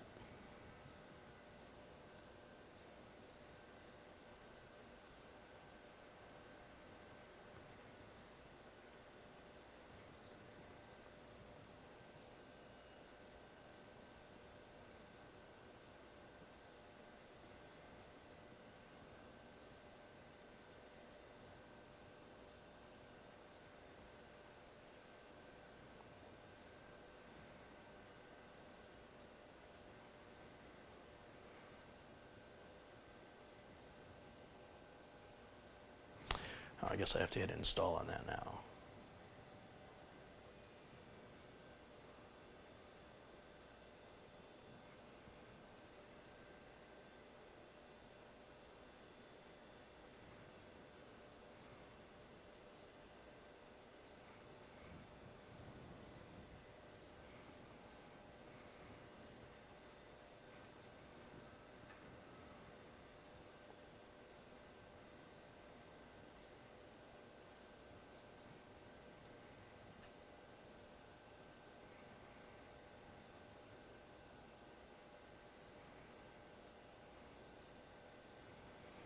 Phil wants to know if I went to Oak Park High School in Michigan. I left Michigan before reaching the age of going to high school. So I did not, but my father did. My father his picture's there in the graduating class of, I don't know, whatever year that was at Oak Park High School. But I left Detroit, or Oak Park specifically, before I was 14 years old, which is when high school starts in America. All right, we're going to run the Time Spy benchmark, and while that's running, I'll just continue to look through the comments here. Jean Tem has contributed $10 and says, keep up the good work. Hey, thank you, Jean Tem. And thanks to everybody who's contributing today and participating in the chat and being kind to one another.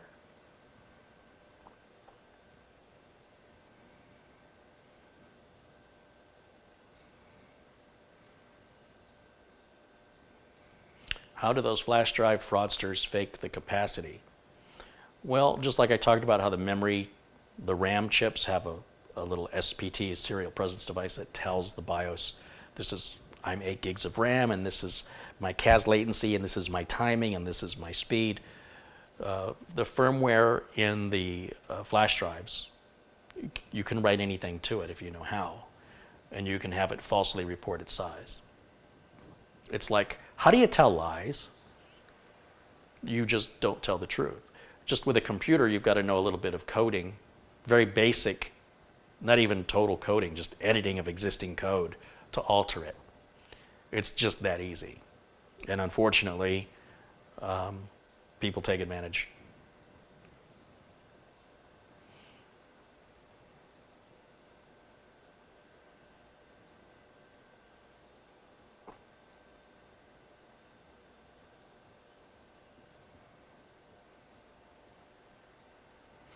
Carey, IOBit uninstaller will help you with some of the bundleware. My favorite program has to be Geek Uninstaller. It boggles my mind that you would install a program whose purpose it is to uninstall programs. That is the exact opposite of what you're trying to accomplish. It's like running a resource monitor to see how many resources you're using, but the resource monitor requires resources to run to report your resource usage on the monitor. So if you want the most resources available, don't run the resource monitor because it's consuming resources. If you want to uninstall apps, don't install apps to uninstall apps. That's the exact opposite of what you're trying to accomplish. But maybe I'm just old and practical. Those two things are the same, right? You can't be young and practical. That's the message I get from the internet every day. If you're practical, you're old. Well, then I'm glad to be old. I'm so happy. Thank God.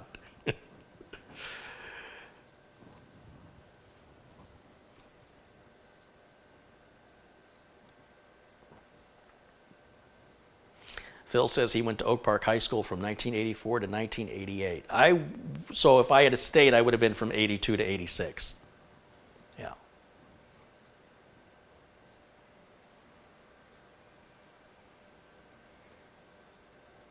Chunkier Fish says, Carey, your Windows Optimizer is awesome, and so is your network tool, and I'm a young lad of 23.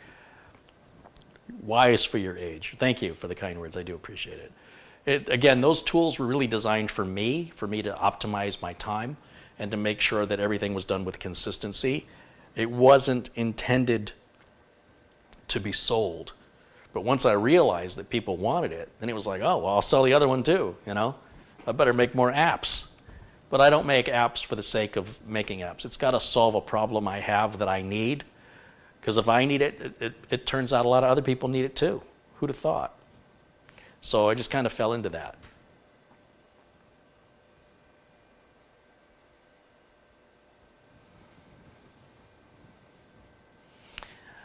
Old, does that mean you're driving a wood-paneled station wagon? Hey, nothing wrong with a Ford Country Squire in the way back.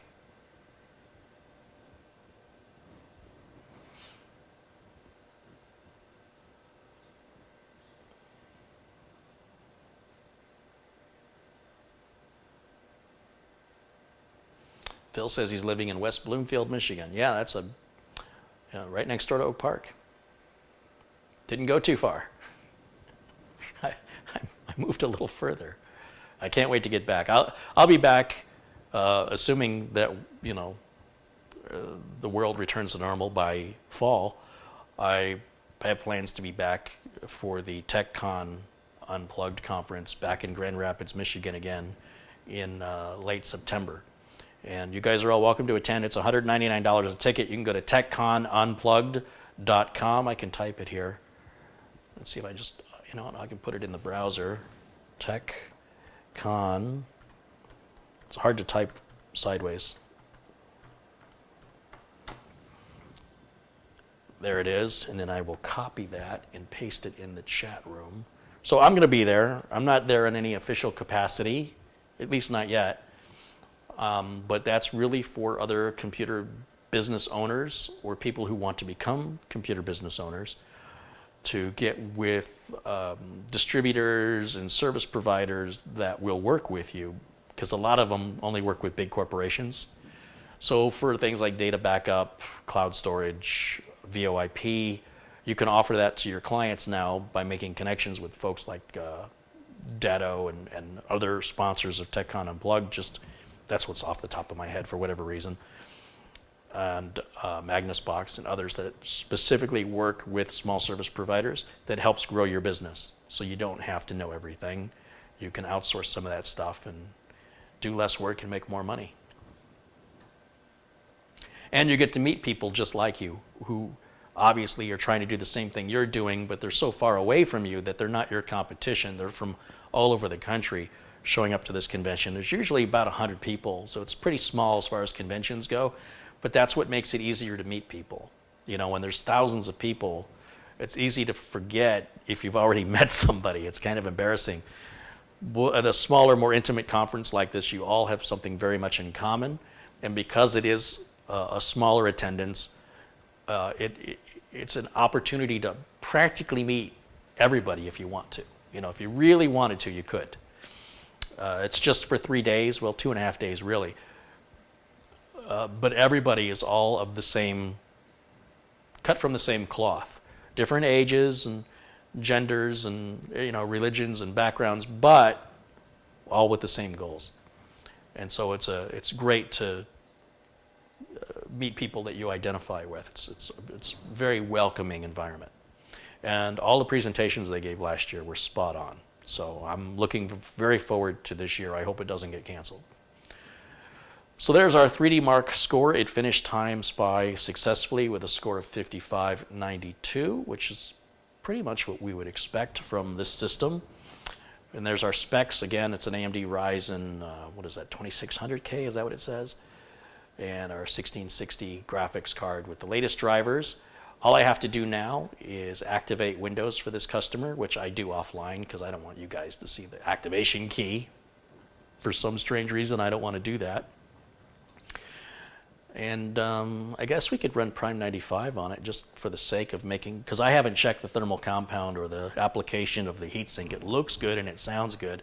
And I'm assuming it's probably good, but we'll do this one last thing and then we're going to wrap it up for today. And I'll be ready to send this back over to Shelby and Dwayne. And I appreciate that they are allowing me to share this with you and we can all learn from it. What was I doing? Oh, Prime 95, right, sorry. We'll go back to PC testing software. We need the HW Info program, I think is what I use for monitoring AMD. And Prime 95, 26.6. AMD is a little tricky to monitor on the temps. It's just not straightforward like it is with Intel. There's like a ceiling or a threshold. Let's let that run. And you have to, like, I don't know, do some math. I see there's a newer version out, but it's all right. We'll use the older version. For now, it'll do. Here's our core usage. Sensors. So what sensors? Somewhere in here is our temperature. Where is it? So this TC, TL, T dye, thermal dye, there's some math on these numbers. I can't remember off the top of my head. I'm sure somebody in the chat room will inform me. But we're going to watch these numbers on the T dye as we run Prime 95. So let me get Prime 95 started. Let's get this out of the way. Prime 95. And we'll just hit OK and let that run, and then we'll keep an eye on those temps, which are going to build quite, you'll see it jumped quite a bit.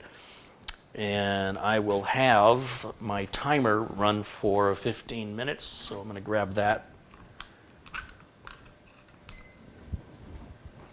And we'll keep an eye on it. See how it does.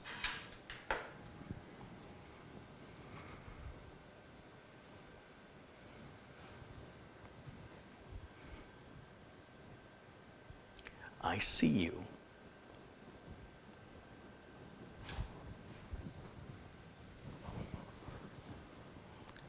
was like 1,000 people going, that just creeped me out. And then there's like 193 other people going, that was kind of cool. Do it again. There it is. Zero Course says it's a plus 27 degree offset on the T-die temps. So you have to add 27 to that number. That sounds right, as I recall. Why the software doesn't do that for me, I just don't really understand why.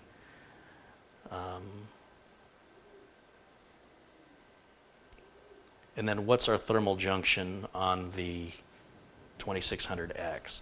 So the reason why we have these temperatures across, if you look at the top of the page, it says our current temp, our minimum temp, and our maximum temp, and then the average. I don't care about the average. So what we're looking at on this T-die is we're looking at the current temp, which is 69.3 degrees Celsius. Our minimum temp, since we started the software, was 33.5, and our maximum we've hit so far is 70.8. That's a little warm. That is a little bit warm. So we might want to investigate if this heatsink is installed correctly. Because if we add 27 to that, then that means we're running close to 100 degrees, which is too hot. And AMD, oh, there's a timer on the bottom of the software? Oh, that's cool. I didn't even notice that. Thank you, Chester. But I still use my, my little timer here. So we've only been running 2 minutes now, and that temperature already has me concerned. It shouldn't have gotten that hot that quickly. And Neil says if you use the Ryzen Master software, it will show the temperatures. Thermal junction is 96 degrees centigrade. Gabriel says those are amazing temps. I don't think those are amazing. Those look bad to me.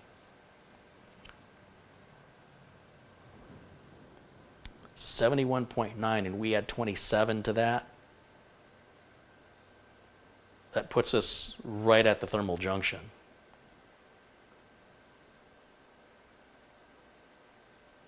It may be impossible for it to get hotter than that. Well, that's worrisome.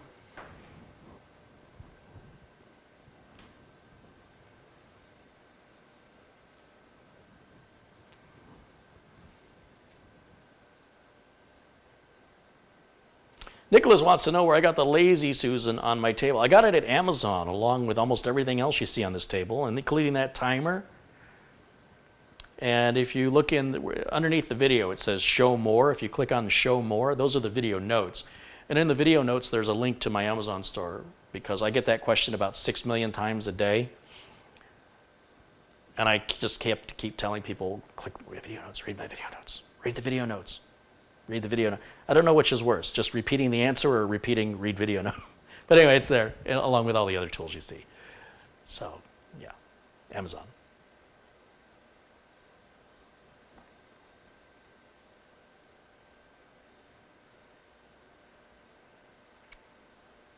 I'm just letting this run just a little bit more. I'm going to let it go 5 minutes and see where we're at, because I think it's hitting that thermal junction. I think it's getting to 100 degrees, and it's starting to shut itself down in order to lower the temp, and then it ramps back up again. It gets too hot, it slows back down. That's what modern CPUs do now. You can run a modern CPU without a heatsink.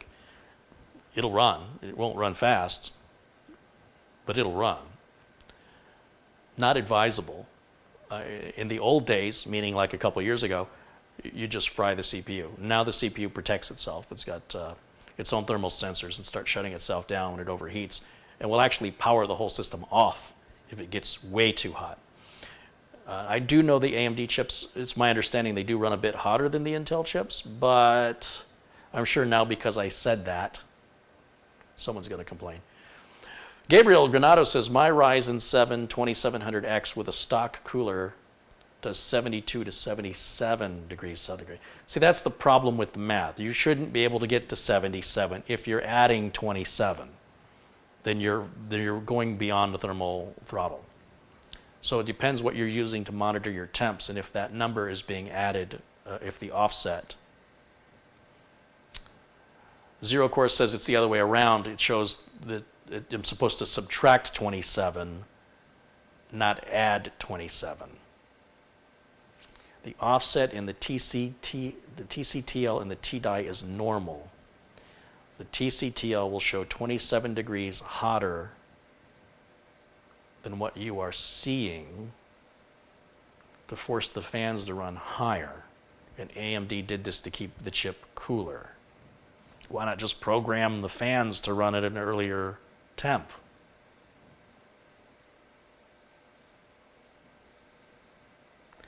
Still trying to figure this out. I'm not sure. I really don't know what that temp's supposed to be. I might have to research this. I have a lot more familiarity with Intel systems, and I want to make sure that it's right before I send it back. Where are we at? 72.5 is the maximum we've hit. It's running at 68.1 right now. Tell me what you think in the chat room. Maybe you guys, I'm sure some of you know more than I do about AMD thermal junction and how to read their temps. It's so weird.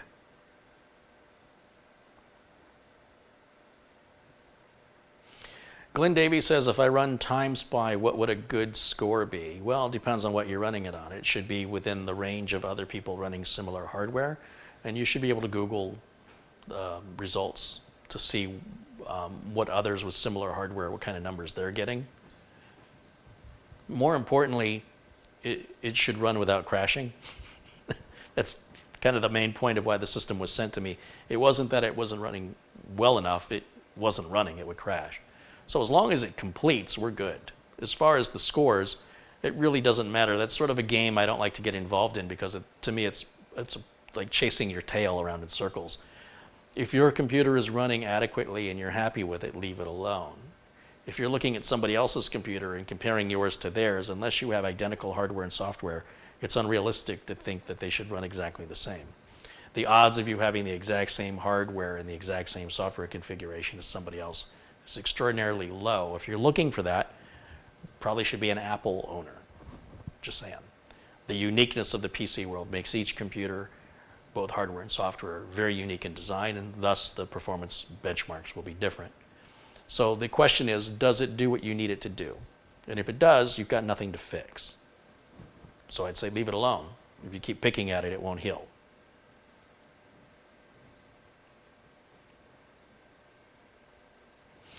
Garth says, if it were getting too warm, wouldn't the CPU fan be turning at max speed?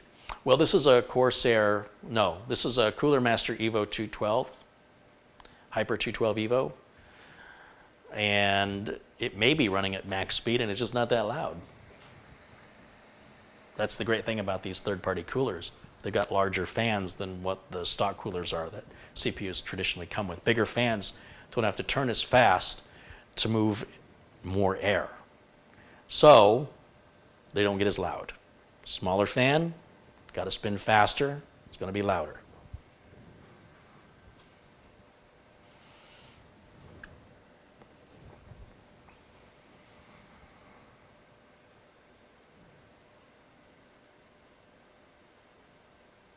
We've been going for 9 minutes on this Prime 95 test, and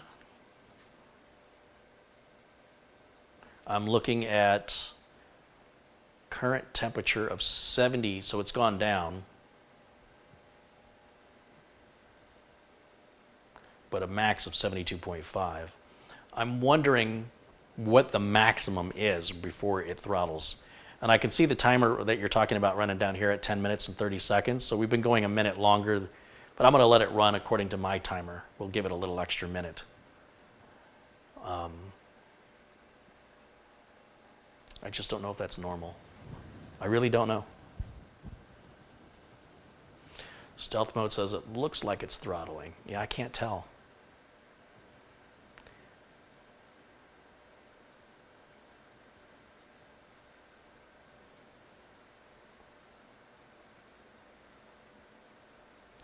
Daniel Bird says, my computer runs great because Carey caused me to build it. That's cool. Thank you. Guy Ferrenti says, my Ryzen 3600 at 4.2 runs at 52 degrees centigrade with Arctic silver thermal paste. Your CPU heatsink and fan will make a far bigger difference in your thermal temperatures. Thermal temperatures? Is there any other kind? Than the thermal compound. Thermal compounds may be a 2 to 3 degree variance between a 50-cent compound and a $50 compound, honestly. So I think you're putting too much credit to your thermal compound and not enough credit to your heatsink and fan. That's my opinion.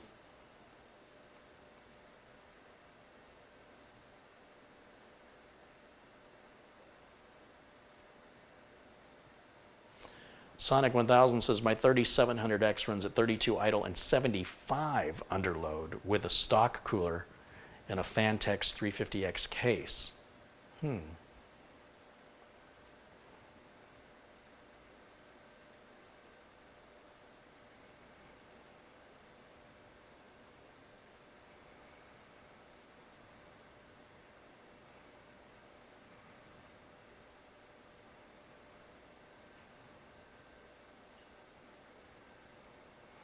Mira Ora has contributed $2, says, hey, Uncle Carey, sorry I'm late. Well, we've been waiting for you. Okay, guys, we can get started now. Boy, that guy's sarcastic. Am I? No, I'm glad you joined us. Thank you, and thank you for the contribution, Mira Ora. It's not the same without you.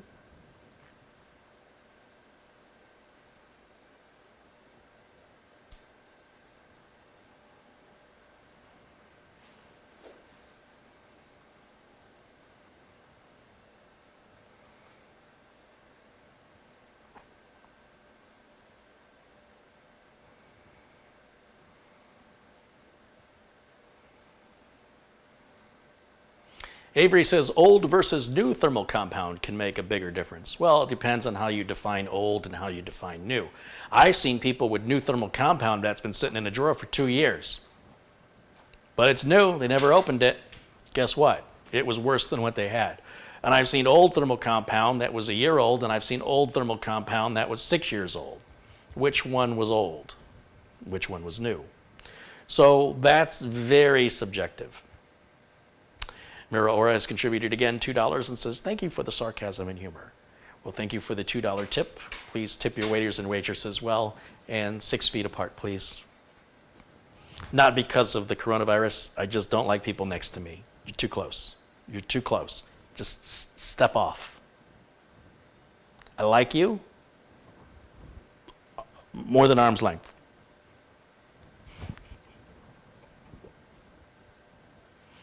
See? I've been doing that my whole life. Now it's cool. Now everybody's doing it. I'm like a trendsetter.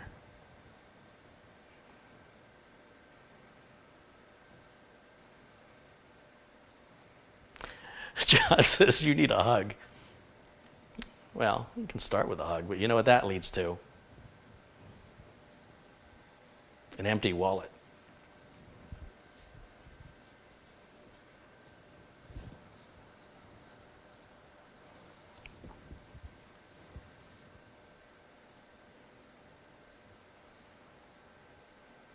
So that's been running 14 minutes according to my test.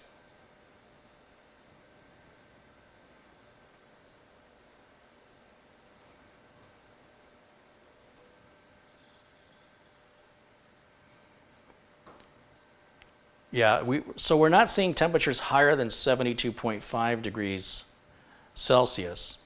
And I can't help but wonder what that maximum number could possibly be. Is 72.5 the ceiling, or can it still go higher? So I want to let this run because I want to see if I can get that number up. So we'll let this run as long as 20 minutes. I just want to see if I can get that number up higher. If it doesn't go any higher than 72.5, then I think that's the throttle. Well, no, wait a minute. Well, there's the die at 72.8. I'm not confused at all.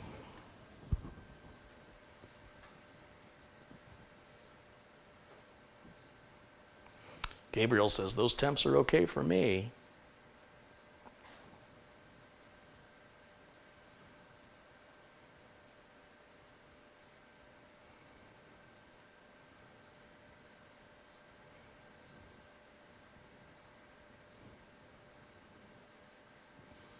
Donald says, if Shelby doesn't have an M.2 screw, let me know and I will send one for an ASRock motherboard. That's very kind of you, Donald. I appreciate that thought. I sure could use one. I'll have to reach out to Shelby and see if they've got it.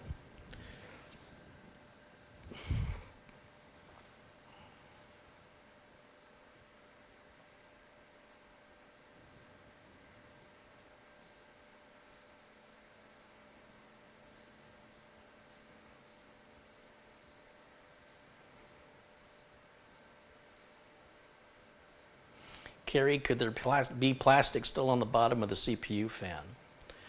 Usually on the Hyper 212 Evos, you would see a little plastic tab that reminds you. Like on the Scythe coolers, it doesn't have that. So it's easy to forget it on a Scythe cooler, at least on the Mugen 5s. On this one, though, on the Hyper 212, oh, the screen went to sleep. Sorry, hold on. I just now saw that. Sorry about that. I'm on a delayed feed, watching the wrong feed. So that should come back. Give it a minute. Yeah, finally. All right, so I mean, I can see the thermal compound, and I can see the edge of the cooler, and there does not appear to be plastic on it. Like I said, they're on these Hyper 212 Evos.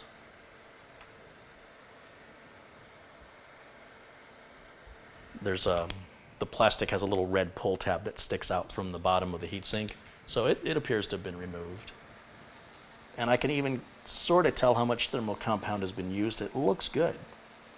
I can't really criticize it. It just may be the limits of a Hyper 212. I'm used to the performance of a Scythe Mugen 5, which is much larger and does a much better job at cooling. But this does seem to be adequate regardless. We're at 17 and a half minutes on the test, and my maximum temperature so far is, ooh, it's climbed to 79. Look at that. It climbed to 79. That's interesting. So clearly 72.5 wasn't a problem. And it would never be pushed this hard. So I think it's going to be fine. Now watch these temperatures drop. Watch how quickly these temperatures drop. See, there's the 79 right there. It says it's running at 76.8, 77.1. So maybe 79 is the throttle. But if you added 27 to 79, you'd be well over the throttle temp. So something isn't adding up here. So what I'm going to do, watch our current temp. So watch this 77.8 right here. When I hit stop on Prime 95, watch how fast this cools down. Ready? Here we go. Now watch this temp. It's going to drop rapidly. We can exit Prime 95. Yeah, and the fan is quieted down quite a bit. I think that fan was running at maximum that whole time. Now we're at 43.4. I think it's fine. I think I'm going to leave it alone. 39.9, 36.5. Yeah. That's where it's going to be most of the time. And when they're gaming, a lot of the load is going to be on the graphics card. So I think it's fine. I think whoever installed it did a good job. Got no complaints there.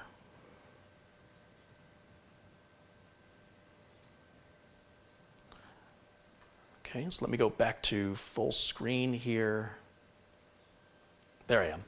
Okay, so I think that's going to wrap it up for today's video. I think the system is pretty well ready to go back to Shelby and Dwayne. I think they'll be happy with it. The RAM I put in there is some G-Skill Flare X AMD compatible whatever, DDR4. Oh, I was going to check how much RAM it had. I couldn't remember if I put 16 or 32. Bill Regan has just contributed $20 to the channel. Hey, Bill, thank you so much for supporting the channel and keeping me from knocking at the doors of sponsors begging, please sponsor me. No, I appreciate it. Thank you. And let me just check how much RAM I put in here because I keep forgetting. So let me go back. to that. We can close this and right click on my PC, go to properties. So I did put 32. So I'm going to swap that RAM out because they had 16. I'm going to put 16 back in it. Yeah. I was afraid I did that. I had some RAM laying around. I just grabbed it for testing, and then I thought, oh, I better check it. Because if I'm doing an even-Steven trade, it's not in my favor. But I have some RAM, brand new in a box, that's 16 gigs, and I'm sure will work great. Got that back here. Yeah, this will work right here. This is, who makes this? This is Guile, G-E-I-L. And I will show you what this looks like once I figure out which mouse to use. So this will be the RAM I use here. And this is 16 gigs. 3200 speed. Low profile. And I think that'll be perfect for this system. And then what I'll have to do is rerun the tests with this other memory to make sure that Time Spy still works, because this whole problem started because this G-Skill Ripjaws memory they've got is not compatible with this board. And it's the super high performance memory, which should run at slower speeds without any problem, but it's having problems. So this is DDR4 3600, which is way faster than the system would ever use. But like I said, it should have run in the slower speeds, just like a fast car should have no problem going slower. It's just a compatibility issue. And that was causing all of the crashing that was occurring in Steam and trying to play his games. So with that, let me make sure I give everybody a shout out who has contributed. I'm sure I missed some of these contributions. So Rick Sasbo contributed $2. Thank you. Bill Regan and Rochester NY87 says he just ran Prime 95 on a Threadripper 2990WX. He says, which I hate these temperamental CPUs, and it was sustained at 68 degrees centigrade, and that's on a liquid cooler. Great. Mira Ora, thank you for your contributions, and John Tem and Glenn Davies. The Feeder, thank you for your contribution. Michael in Maryland, thank you also for your PayPal contribution as well. Dale Maluk and Glenn Davies again. Mike Podukowitz, Wanna Be Someone, and Fat Tony, Rochester NY87, Kelly Stewart. Another big thank you to Kelly for his very generous contribution the other day. Ian, Happy Face Wills, and Duga57, Alan Stevens, and Mike C., as well as Gainsey95, Glenn Davies, Wonder Woman, Fat Tony again, Jonathan Mayberry, and Rochester NY87 with several contributions today, and Glenn Davies, of course, with several today. Thank you, guys. Nunman 1962, very generous $30 contribution. And thank you for that. And Happy Face Wheels again with a contribution. Santiago Cantu Borjas, Richard Angeline, M. Watson, 1972, Space Lord, and M. Watson, 1972 again. Sharon Idle, thank you, Sharon, and Chris Storer. And the first contribution was from Glenn Davies today, back at 4:04, about right as soon as I started the stream. It was already right there with support. That means a lot to me. Thank you so much. I appreciate all of your support, and not just the financial contributions, but just the kind words that you have not only for me, but for each other in the chat room. I hope that I've been a distraction for you and made staying at home and social distancing a little more acceptable. Welcome to my life. And yeah, Danny McGrath just contributed $2 Canadian. Thanks, Danny. And for all of my friends in blue, thanks for keeping it civil in the chat room from the bots and the spammers who, for some reason or another, seem perfectly healthy. And Wonder Woman contributed again, $4.99. It says, a day without Carey is a day without Pepsi. Wait a minute. What's wrong with a day without Pepsi? Is that a compliment or an insult? I see what you did there. I got my eye on you. I'm watching you. Gonna make me wonder about you, woman. All right. Yeah. And wash your hands. I agree. 20 seconds. 20 seconds. Get that water hot. Yeah. I'm going to try and be back about the same time tomorrow. My streams are all starting later than normal. And I think I'm going to swap out the RAM. I'm going to cable tie the fan on the CPU fan. And I'm going to put the panels back on it. And I'll give you guys another spin on the Lazy Susan tomorrow. You can see what it's going to look like going back to the customer. And they should be ecstatic, just totally happy. And I got to find one more spare screw because one was missing. Oh, I need a screw for the M.2 drive. I can't mail it back yet. I got to put a screw in that M.2 drive. So it'll be here a few more days, as it turns out. I'm a little anxious, I guess. So we got to get that M.2 drive screwed down just to be safe. And then I got to put that little hard drive cage, this thing right here, I got to put that back in. And I'm missing a screw for that too. And I'll have them send that to me as well. Why is this one different than the other one? Oh, because this was the wrong screw. This was the screw that's supposed to be used on an optical drive or a solid state drive. Oh, wait a minute. They use screws on the back of this solid state drive, and if we're not using this one, hold on a minute, there should be more screws because this should have had 4 screws holding it in, and we're not putting this back. We should have extra screws here, except for the M.2. That one I definitely need to have. So I'll reach out to the customer and we'll figure that out. But it's darn near ready to go. I still have to activate Windows, but and swap the RAM. Yeah. Did you get all that? I'll be a test later. Hey, thanks for watching me. Stay safe, stay healthy, wash your hands, brush your teeth, comb your hair, clean your room, go to bed. I'll see you all tomorrow. Thanks for watching, and bye for now.